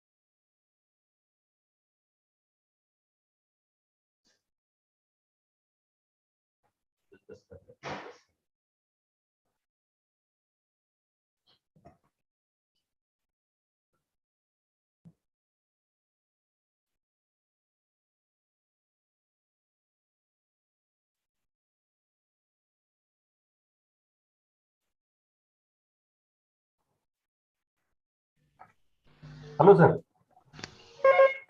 Hello. Hi, hello. Ha. Sir, when I click on share, it's not showing just एक it minute तुम्हाला shows close screen share only. नाही नाही एक minute एकच minute आता करा sir.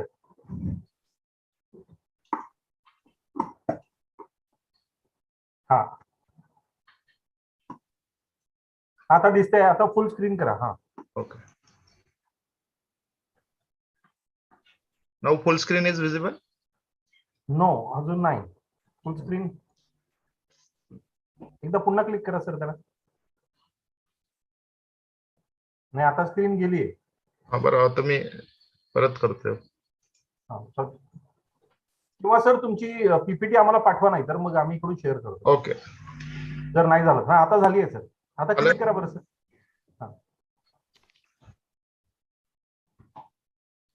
Full screen आहे sir. हो आहे. आता त्याला क्लिक करा बरं. Next. Sir, now there is a full screen. You can go ahead, sir. एकदा Yes. हा नेक्स्ट होत आहे sir. Next slide. Next slide is visible. Yeah, we can see the next slide. Yeah. Okay, okay, sir. Thank you. Sorry for disturbance, sir. I think I have a problem in my system. So, in today's presentation, I am going to present about what is 3D printing, and the presentation will also give the idea about the key features of 3D printing technology useful for the pharmaceutical development, advantages and limitations of 3D printing technology. What are the trends in the development of 3D printing based pharmaceutical formulations, and to what extent this technology this technology is developed considering the pharmaceutical application, and what specific features of 3D printing technology can be useful to transfer the pharmaceutical development. So I would start with the understanding what is 3D printing. Means most of you might be knowing this technology, and basically this is extension of the 2D printing technology. In 2D printing, we are making file in computer, and whatever file is there in computer, it might be picture file, it might be word file. We are printing it. Means when we give the print command, the ink is spread over the paper in two-dimensional structures. Means whatever written or designed that get on the paper by the ink is spread in a single layer there in the 2D printing. While in 3D printing, we are designing the object using the CAD software. The 3D design of the object is there. So as we design the object in the CAD software, that file is then converted to the STL format. The STL format is the printer readable format of the file. And then when we give the print command, the material by which the object is to be made is spread layer by layer on the bed of the printer. Means whatever is the shape of the object, according to the shape, the material is introduced layer by layer. First one layer, then second layer, then third layer. So accordingly, the complete structure of the object is printed or build up the object. So this object is 3D object, means actual object is printed by the material in place of the ink. Here is the printing material. Means in 2D printing, we are using the ink as a material, while in 3D printing, there can be the different material which can be used for the printing of the object. And here the output is the object which has been designed in the CAD software. Whatever object is designed in the CAD software, that can be obtained by the 3D printing. So this is the major feature of the 3D printing, that the design flexibility is there. Whatever we design, that design can be we can get the object of that design. So here is the complete process of 3D printing. First, design of the object, that is in the CAD software. We are using different CAD software like SolidWorks, CATIA, 3D CAD. So these are the various software in which the object can be designed. The virtual design of the 3D object can be formed.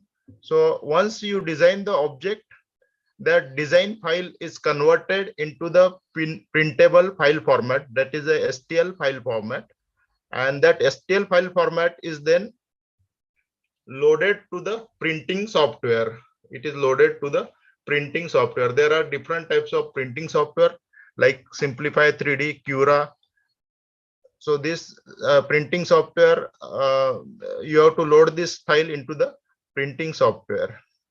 And in printing software, there are different setup considering the printer, whatever our type of printer, that considering that printer, the various variables of the printers need to be set up in the printing software. This is the printing software, and in this printing software we are loading first the file in STL format, and then the various parameters of the printer like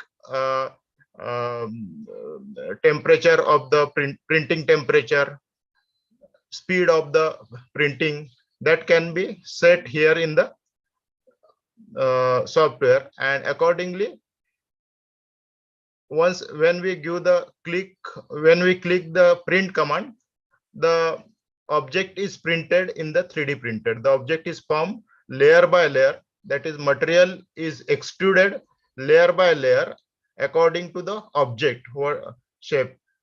First layer, second layer, and layer by layer, the object is formed. Considering the pharmaceutical printing, we need the drug loaded filament, because our object will be made from the drug loaded polymer. Here we have to use the drug loaded polymer filament. So the printer, the input for printer is a filament. This is the FDM type of 3D printer, and for FDM type of 3D printer, we need the filament as a input material. So this filament can be manufactured by the hot melt extrusion method. The hot melt extrusion extruder, that is HME, can be used to make the drug loaded filament, and then this drug loaded filament can be used for the 3D printing to get the particular dosage form of that particular drug.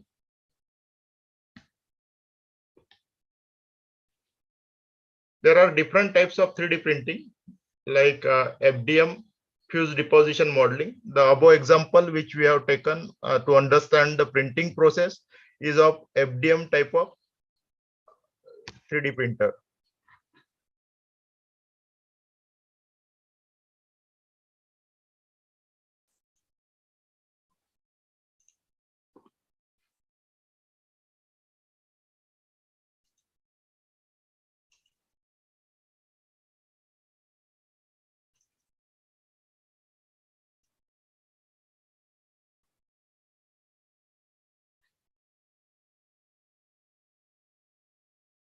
Is the video slide is visible?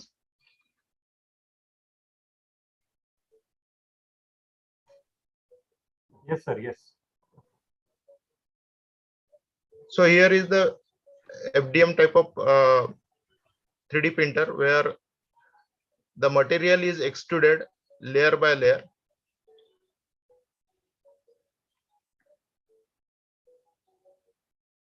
So this is first layer is printed.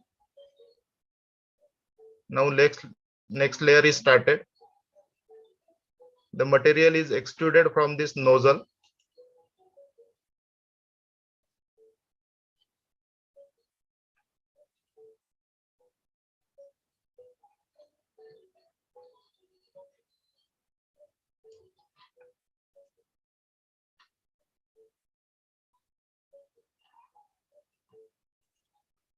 So in FDM type of 3D printer, the material is supplied through this printing nozzle. In printing nozzle, there is a heating element. The temperature of that heating nozzle can be controlled according to the material to be used. According to the melting point of the material, we can vary the temperature, and we have to set the temperature around the melting and glass transition temperature. Considering the melting and glass transition temperature, we need to set the temperature, printing temperature.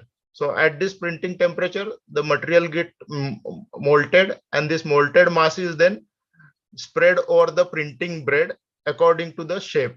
According to the shape, the material is loaded layer by layer on this printing bed.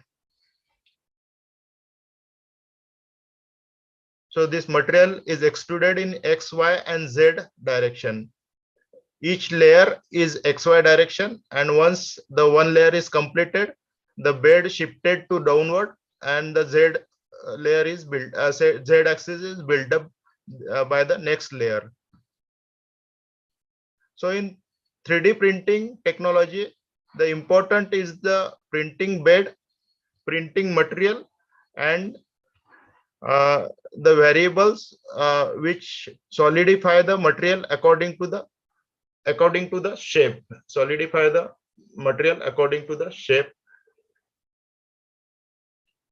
The next type of 3D printer is a SLO, scintillograph, SLA, which is a stereolithography,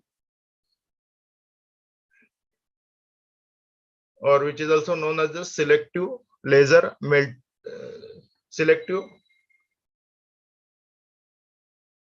stereolithography, and then the SLS is a selective laser sintering. In selective laser sintering, there is a the laser beam is used to molten the polymer, and that molted polymer, the laser beam is moved according to the shape layer by layer. So layer by layer, the mass is molted by using the laser beam.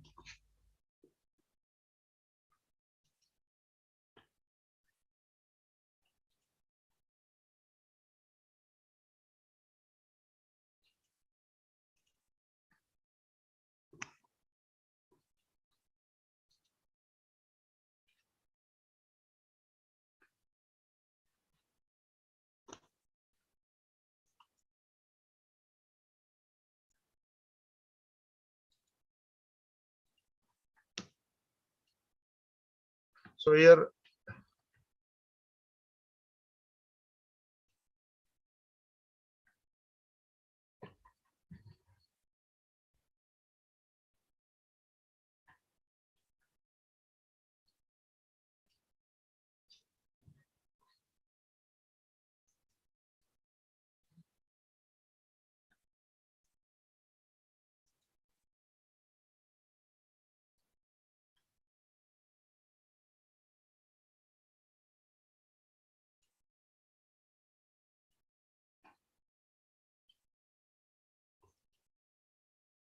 sorry, there is a video is not visible. So in SLS, there is a laser melting of the material to be printed by the laser beam, and there is a molting of mass layer by layer. Means one layer is molted first, then the powder is spread over that layer, then next layer is molted, then powder is spread, then third layer is melted, and accordingly the shape is formed. Means there here the spreading of the powder first and then molting. So powder material is used in the SLA SLS technique. In SLA stereolithography, the liquid resin is used, and this liquid resin, in this liquid resin, the printing bed is dipped, and on the printing bed there are the there is a light source, and this resin is a photosensitive light or UV sensitive light. So this UV ray or the photo rays are used to solidify the resin material on the bed layer by layer. So DLP is also the similar technology. In this, the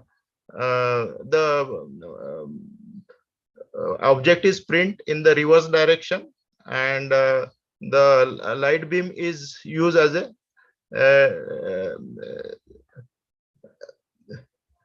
light beam is used to solidify the material. Then in continuous inkjet 3D printers, there is a binder and a powder which has been separately introduced on the bed layer by layer. Out of this technology, this inkjet 3D printing and FDM type of 3D printing are most suitable considering the pharmaceutical development. FDM type of 3D printing and the continuous inkjet 3D printing. Continuous inkjet 3D printing is a cold 3D printing, also called as a cold 3D printing, while in the FDM there is a it is a fused deposition method, so the material needs to be molted first, so it is a temperature dependent process.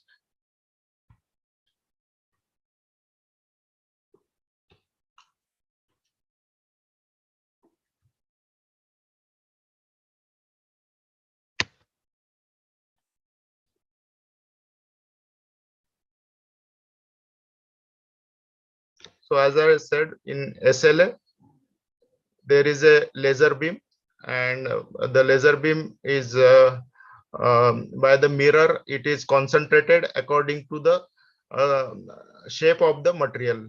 So first the powder layer is spread, and over that the laser beam is applied to solidify the material. And once the one layer is solidified, the next powder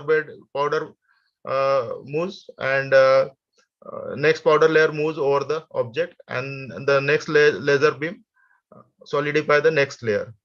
In the inkjet printing, there is a first drop by drop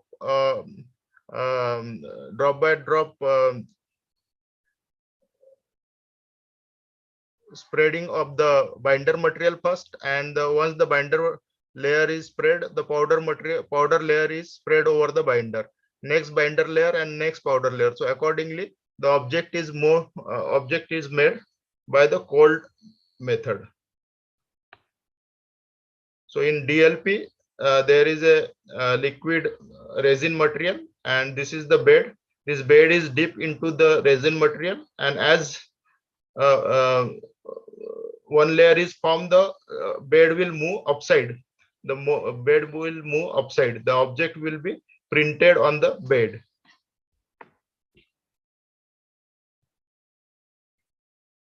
Advantage of 3D printing: it has a design flexibility. Means whatever design you made, for example, if you are making the tablet, you can make the porous design. The pore size can be controlled. Whatever pore size you need, that pore size can be maintained during the design. Only when you design the object, at that time you can decide the pore size, and accordingly you can print the tablet with the defined pore size.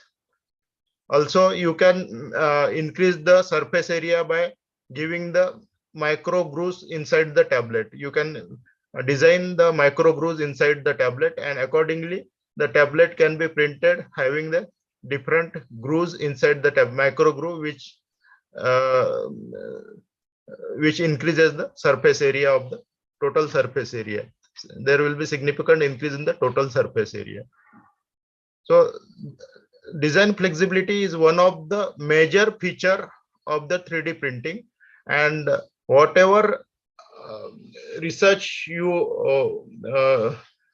design or whatever research you want to do, considering the advantages of 3D printing, it should consider the design flexibility, because design flexibility is a major difference of the conventional technology and 3D printing technology, and it is the only major variable or which can give the advantages over the conventional pharmaceutical technology. So design flexibility is important advantage. Then is a precise control of the droplet size and the dose. Here we can control the droplet size. We can control the dose. Here the each tablet can be customized. Each object can be customized using 3D printing. 3D printing is the major advantage is that you can customize each object because it has a very precise extrusion mechanism, and whatever shape or size you define, accordingly the object is made. Then high reproducibility. Once you design, that design can be reproduced every time. The object can be reproduced according to the design every time. The ability to produce the dosage forms with complex drug release profile. Here you can also customize each layer. As the printing is taking place layer by layer, you can define each layer and you can control the each layer. Means there is possibility to print each layer with the filament having the different drug, or you can control each layer the polymer. Means the if the different polymers are used for the different release profile, so you can get in a single object a different release profile by controlling the different layers by different polymers. So here is that flexibility to control each layer, and that is give the huge flexibility to make a complex drug release profile. Then valuable tool in the development of personalized medicine. Here each object can be customized. So if one person is required dose is 8 milligram, the other is required is 8.5. So that much control is possible with the 3D printing. So the personalized medicine is one of the major application the people are working to use this technology for the pharmaceuticals. Then this technology is simpler and more viable manufacturing process. The manufacturing process is very simple. Very few steps are there in the manufacturing. So considering the era of the continuous manufacturing, this technology is very useful, because in the coming days, the pharmaceutical manufacturing will consider the continuous manufacturing as a major option. So this, considering that this technology is simple and more viable for the continuous manufacturing process. Definitely this technology at this stage, it is a very, considering the pharmaceutical development, it is at infant stage, and it has a various limitations. So the limited availability of the pharmaceutical related 3D printing information, because this technology is mainly used in the engineering and other field. Pharmaceutical usage of this technology till date is very less, and therefore the availability of valid information relating to the application of the 3D printing is limited. Next is the 3D printers machines are not available, which are specifically made for the pharmaceutical development. Whatever machines in the market available, those are not specifically meant for the manufacturing of the pharmaceuticals. They are the prototyping machines, or the machines which are developed for considering the engineering application. So that is also one of the limitation. Then printing speed, that is the throughput limitation. Is today we are in a manufacturing plant, we are manufacturing thousands of tablets per minute or per hours.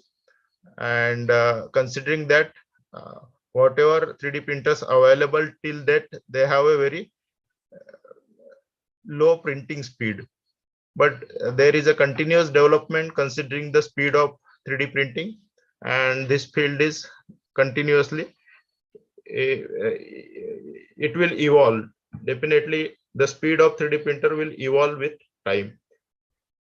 Then limited availability of 3D printable material, because each type of 3D printing required a specific it has a specific requirement, and accordingly the availability of the 3D printable material is very less till date. And the technology transfer limitation. Till today, the transferring technology from the pilot scale or research scale to the manufacturing scale for the 3D printing is difficult. So these are the major limitation. But wherever there is limitation, there is a research scope. For researcher or for innovation, there is a scope when there is a limitation. So considering 3D printing, definitely if we see the review articles or whatever published articles, each review articles generally discuss about the limitations of the 3D printers, and whatever review articles are published, they are based on the currently available knowledge, and the currently available knowledge is based on the 3D printers which are not specifically meant for the pharma, and most of the limitations which are raised in the literature are based on findings and experience from non-pharma utility. Means whatever limitations are described in the literature, many of the limitations are based on the non-pharma experience. Means the 3D printers which has been used for the non-pharma applications, and the limitations of those non-pharma applications are extended while writing the review articles.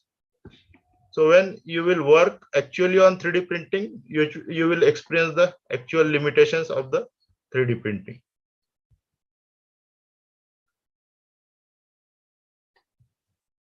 But as I'm working in this field for last 4.5 years, I see a lot of scope for the research as well as commercialization of 3D printed product. Definitely it will take time, but I see the use of the specific features of 3D printing for the development of pharmaceuticals. In that, unique and tailored dosage form in a smaller run, it has a potential to develop the personalized medicine. Using the 3D printing, you can tailor the dosage form in a within a very small trial, 1 or 2 trial. You can validate the unique and tailored dosage form. Different unique and tailored dosage forms are possible with a very limited number of trial.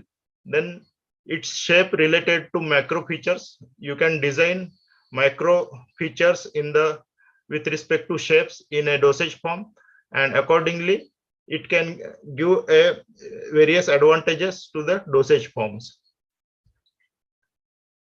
You can change the distribution of drug within the dosage form to get the different release profile. Means same drug at different levels, you can have a different concentration, or different polymers can be used for the same drug at different level of the tablet.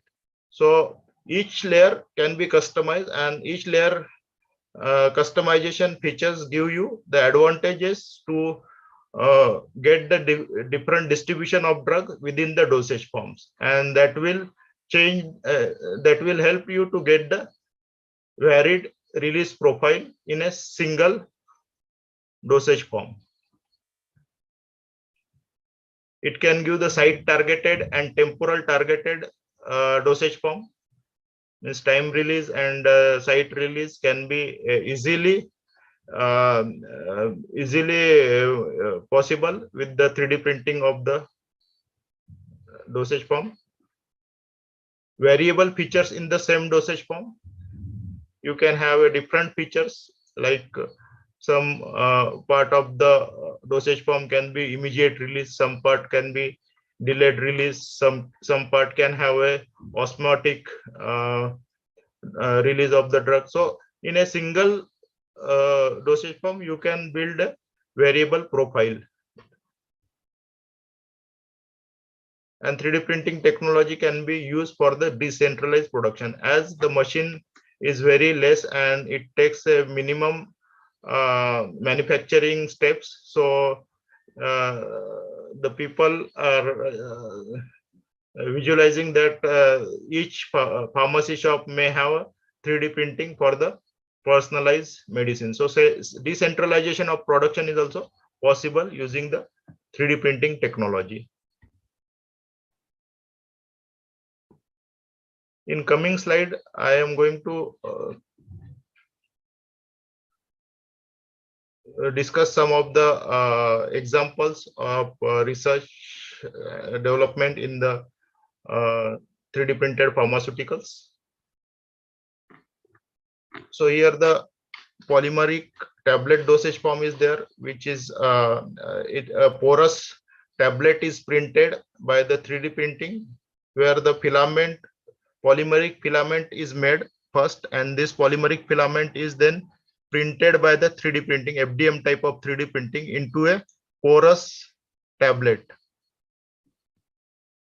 This porous tablet having a specific pore size is printed, and this printed tablet is then soaked into the nanocapsule solution, and the nanomaterial is then deposited into the pores of the tablet, and it shows a better release profile.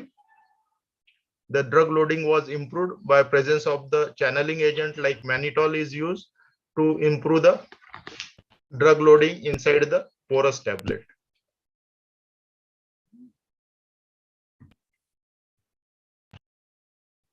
Then this example is of manufacturing of orodisposable films using the 3D printing. So here the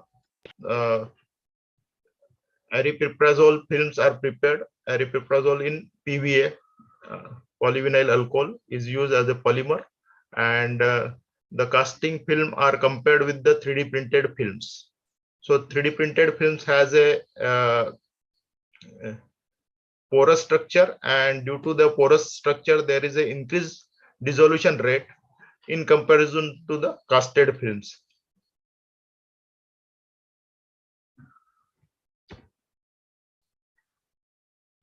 And mechanical properties are comparable or slightly better.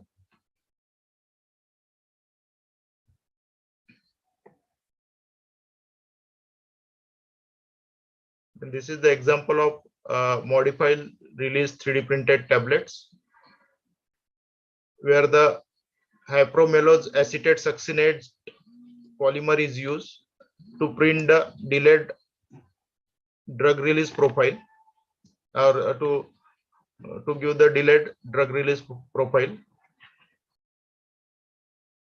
And this polymer is showing the faster drug release in the intestinal condition.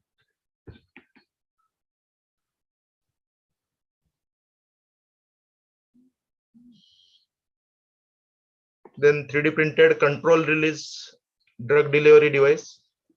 This is tablet in tablet.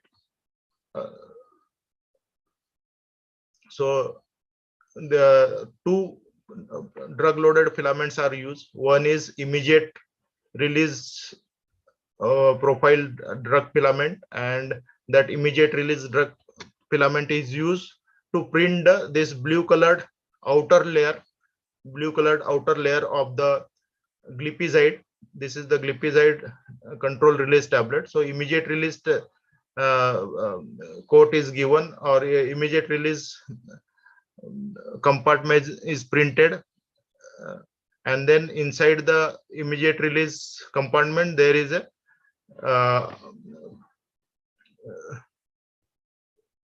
there is a other object which is printed using the delayed release or sustained release polymer having the glipizide. So it has given a good immediate release profile, and it maintained the levels by giving the sustained release profile for longer time.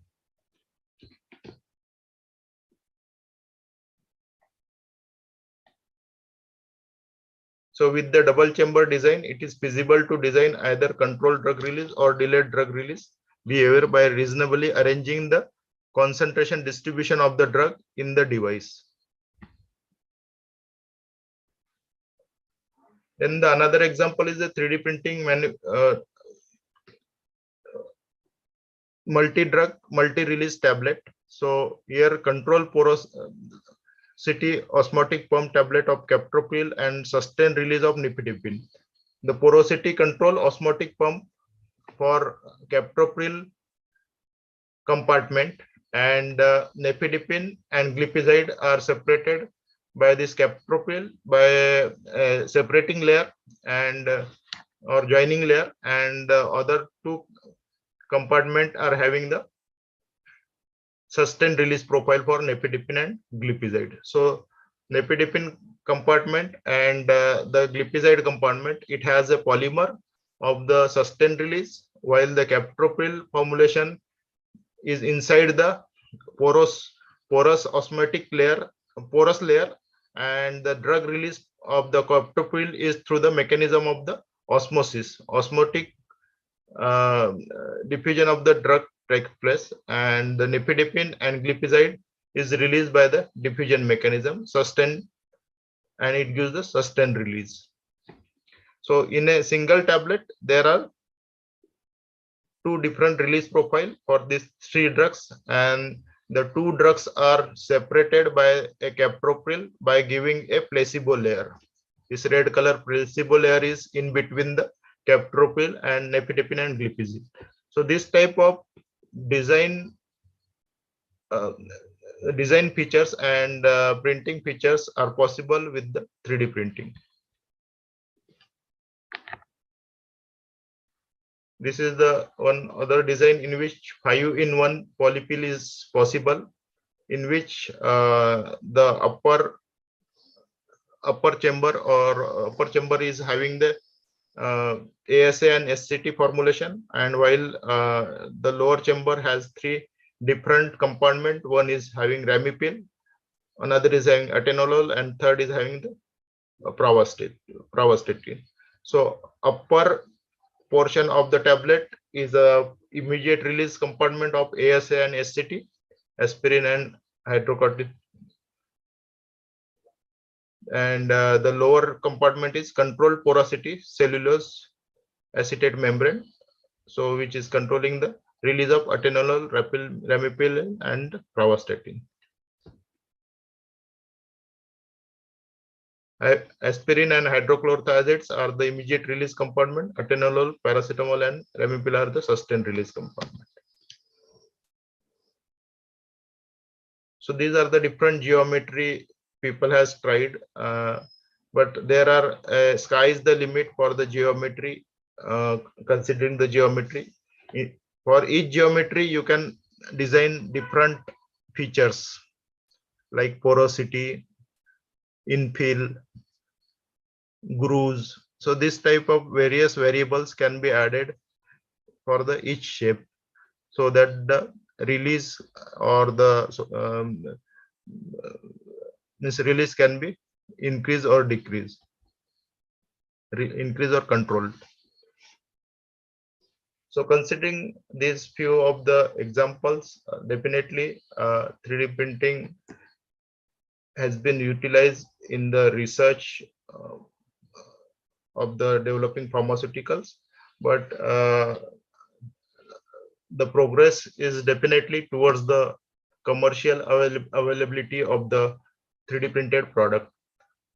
Imagine a future where medication is available exactly to your individual need. Means the individual need can be fulfilled by the 3D printing. This is the major advantage, and that can be achieved in the future. So people are looking toward the future of 3D printing, as it can give the personalized medicine considering the individual need. Then a single tablet with multiple release kinetic is possible. Desired size shape of tablet is possible, that already discussed. Drug release as per individual need. Customization of individual tablet. Sequencing of drug release. Sequencing of drug release is possible. And 3D printing can be also used in the coming future of the electronic pill, where the drug release can be controlled electronically. When there is need, then only drug can be released. Otherwise, the drug release can be stopped by the electric control of the pill. So as I told that the 3D printing is continuously progressing and will have a commercial features. So the key players which are working on this technology are the various companies like 3D printing systems, Aprecia Pharmaceuticals. Aprecia Pharmaceutical is the one who has developed the 3D printed tablet and got the first FDA approval for their Spritam tablet. So Spritam is the first 3D printed marketed tablet approved by US FDA. Then Helvet Packard is also working in the 3D printing of pharmaceuticals. They are mainly working on the machines for the pharmaceutical usage. Then GSK is working on the 3D printing pharmaceuticals. FabRx is one company who is developing machines, as well as they're collaborating for the 3D printed pharmaceuticals. Then Merck is also having the interest in this field. So in 2015, Aprecia Pharmaceutical produced the first tablet manufactured through 3D printing and approved it by the FDA in 2016. Tablet name is Spritam, and it contained the levetiracetam tablet. It is a levetiracetam tablet for. In 2017, GlaxoSmithKline completed a study where inkjet 3D printing and ultraviolet curing were used to create a tablets that treat the Parkinson's disease. So UV curing is used to create the tablets that treat the Parkinson's disease. So they have used the combined technology, means inkjet technology and this SLS technology. Both are combined in a machine. So this type of developments definitely will require considering the pharmaceutical. So according to the pharmaceutical requirement, machines need to be modified. So there is scope for research considering the machine features. Then FabRx successfully completed the world's first in-human clinical study of their personalized 3D printed dosage forms to treat the children with a rare metabolic disease, that is maple syrup urine disease. So FabRx is already reached to the clinical development. Then recently, in last week, there was news that Merck started phase 1 clinical trial with 3D printed formulations. So definitely the progress in the 3D printing of pharmaceutical is continued, and it reached to the clinical and market stage. Though a lot needs to be done in this field, but it's getting shape for the commercialized product.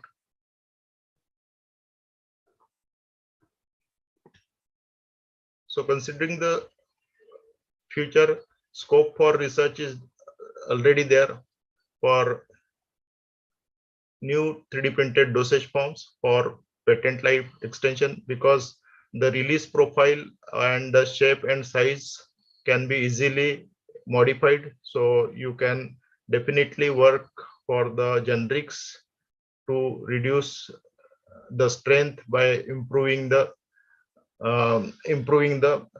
release profile. So, and that may give the patent life extension for the existing innovators product. Then 3D printable pharma grade material research, definitely as we saw there is limitation of the availability of the 3D printable material. 3D printable material whichever available or which are known to be 3D printable are very few. So definitely there is scope to try for the different materials and may try for the different combination to get the different release profile and different printing profile. So definitely 3D printed pharma grade material research scope is there. Placebo and drug release filament with the variable characteristics can be developed. Then research on totally new product design principles and changes to dose and dosage form geometry. As I told, one is generic, but other is the new novel pharmaceuticals can be also built by using the features of the 3D printing, like design principles, which can be used to change the dose and dosage geometry. Then new drug delivery devices can be developed, because 3D printing can give you the object you can design and print easily, and the trial and error is possible easily, as prototype can be designed and that prototype can be used to for your trial. So it is easy to make a trial and error with the delivery device, and hence 3D printing is used in the development of drug delivery devices. So in drug development stage, it is very important technology which can be used to develop novel drug delivery device.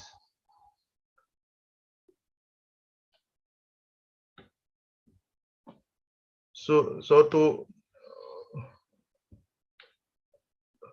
continue the research in the 3D printing technology, the use of 3D printing technology for pharmaceuticals, you may need this different means 4 M's, like measure, problem statement. You need definitely for any research, you need a problem statement. So define a problem statement in view of 3D printing, means what are the advantages you can achieve specifically by 3D printing. Means 3D printing, the advantages which is possible only by 3D printing and which is not possible with the conventional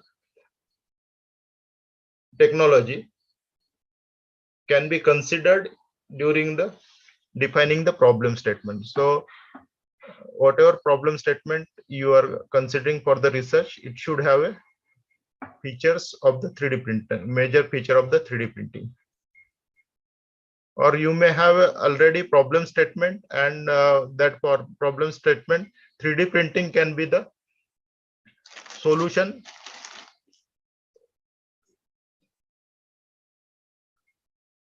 to get the answer to your problem statement. So definitely to start the research, you will need the major problem statement. Then once you have the problem statement, then definitely you need the expert manpower. So pharmaceutical background which you already have, designing expertise, you can there is already freelancer available in the designing field. You can share your concept with the design expert, and you can get the design of your characteristics you can get. Then 3D printers and printing skill set, definitely this you need to acquire. The printing skill set is important, but it is not very difficult and it is a easier task. Then material, you will need the drug loaded filaments if you are using the FDM type of 3D printing, because FDM is a easier, most applicable considering the 3D printing, and it's a very it is a not that much costly. So FDM type of 3D printing is useful for the development of pharmaceuticals. So for that, you will need drug-loaded filament, polymer, drug, and other excipients. So for drug-loaded filament, you can use the HME machine. So machine which are required are HME. So there are many centers in the India where HME are already available, and you can get the filaments prepared from them, and those filaments can be used in the 3D printers to print the dosage form which you designed and you want to prepare. So, and the analytical instrument for the characterization of the drug. So with this, I have completed my presentation. I will share in next 2 slides the expertise or experience which I have gained in this field. So the next 2 slides are related with my work in the 3D printing and 3D printing of pharmaceuticals. So Thinker Technologies, which is having tagline "Think, Innovate, and Create." So from that tagline, we have started Thinker Technologies India Private Limited in 2016. And means after leaving my Torrent pharmaceutical job, I started this company, and we mainly work on the 3D printing technology.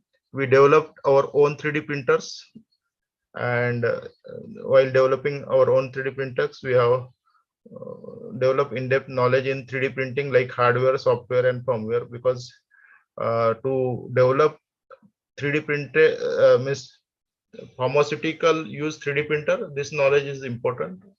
And we develop the capabilities of manufacturing our own FDM type of 3D printers. We have developed various drug-loaded filaments like albumin, amlodipine, telmisartan, ibuprofen.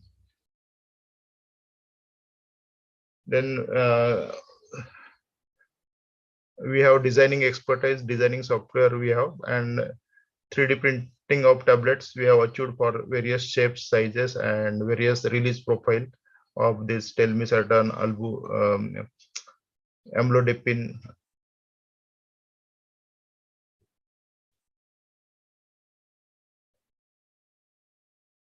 This is our 3D printer which we have developed.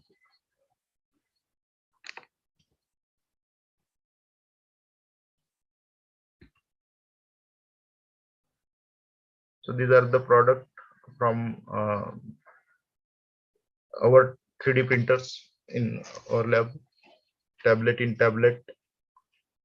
This is the packaging material. Also, we can different shapes of packaging material is possible by 3D printing. Then compartmental tablets having 2 different compartment having having thickness difference in the wall.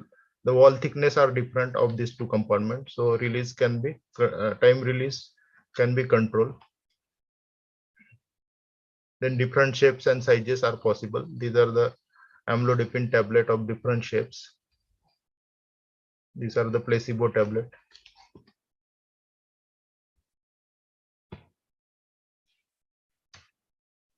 So thank you for your patience and patiently hearing.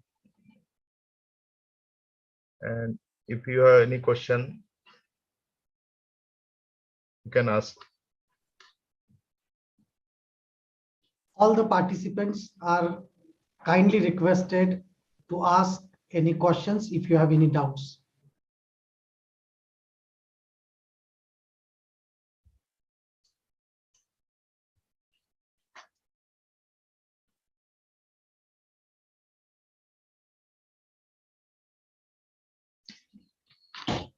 Sir, let me ask one question. Yeah.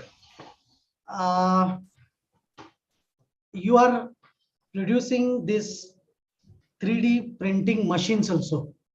Yes, sir. Yeah. So just I wanted to know who are the clients, means whether they are taking into the education field or into the industry, and what exactly they are meant for. Like, No, I have not means the machine which I have manufactured or made, those are for my use only. I have not made it for sale purpose. So okay, so till date I have not sold any machine to the any client, but yeah, uh, I have donated some machines and people are using those. okay. So, So can we use this 3D printing in education? Your input on this, how we can utilize 3D printing technology so that we can make more meaningful education. yeah, definitely this because these 3D printers are the tool to give you shape to your imagination. Means whatever you are imagining, that imagination can be bring into the product. Means the shape and size imagination, and which is the very important with respect to developing the creativity and nurturing the creativity in the schools or colleges. So with respect to that, definitely, and in the STEM program of the government or the Atal Tinkering program of the government, the 3D printers are the key element in their program. So 3D printers are definitely useful. Considering the pharmaceutical education, definitely, because right now whatever research or whatever uh, research thought come in our mind, those are based on our the conventional dosage forms, which are means if we consider the solid dosage form, those are considering the limitation of the compression technology. Compression technology के जो limitation है उसके वजह से जितने shapes possible है वही हम प्रिंट कर रहे हैं आज के डेट में, अगर देखे जाए तो. And we are not thinking beyond that, but considering the final achievements of the release profile and which will give the and the site specific release of the drug and site specific absorption of the drug, definitely 3D printing can help us. So considering use of 3D printing in the pharmaceutical education, definitely bring a new novel research and novel product in this direction, because students are very creative. They can think if they give they got the exposure to understand the features of the 3D printing, then definitely new shapes, new size, and new totally new dosage form may be available in the future.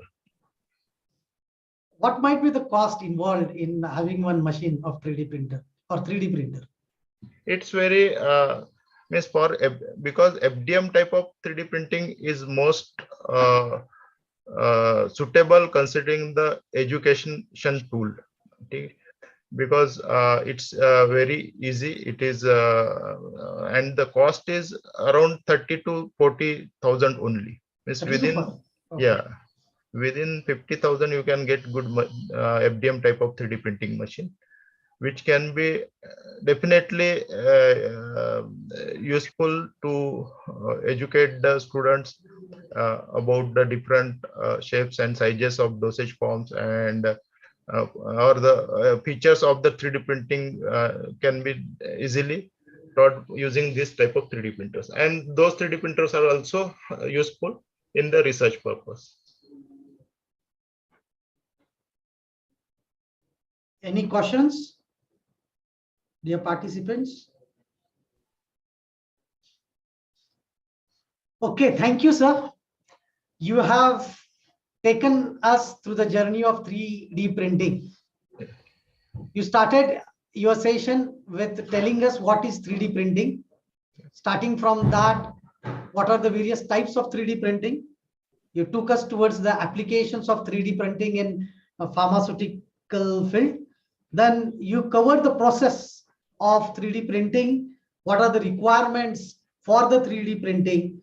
And we could listen from the horse's mouth that for the last 4 years, you are working in your Thinker Technologies on 3D printing itself. So it was very nice of you. You have explained us so explicitly that we are feeling that we should get more and more knowledge about 3D printing. So thank you very much, dear sir. Thank I you, sir, for request- giving me opportunity. Yeah, thank you. Now I request Honorable Dr. KB Burada sir to offer a token of appreciation, the certificate.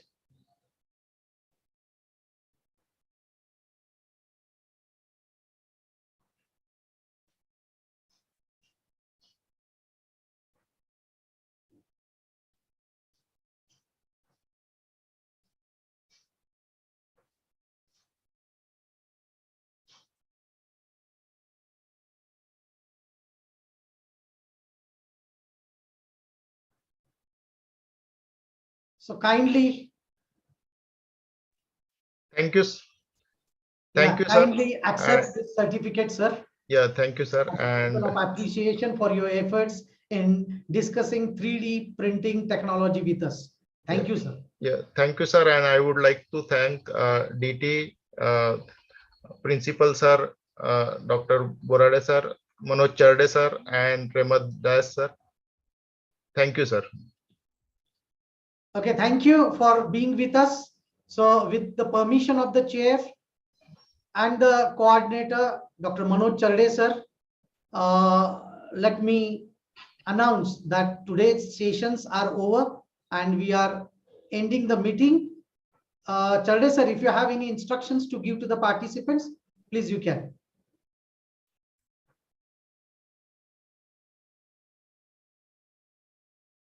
Okay, thank you, sir. So that's the end of the day 3. Thank you all.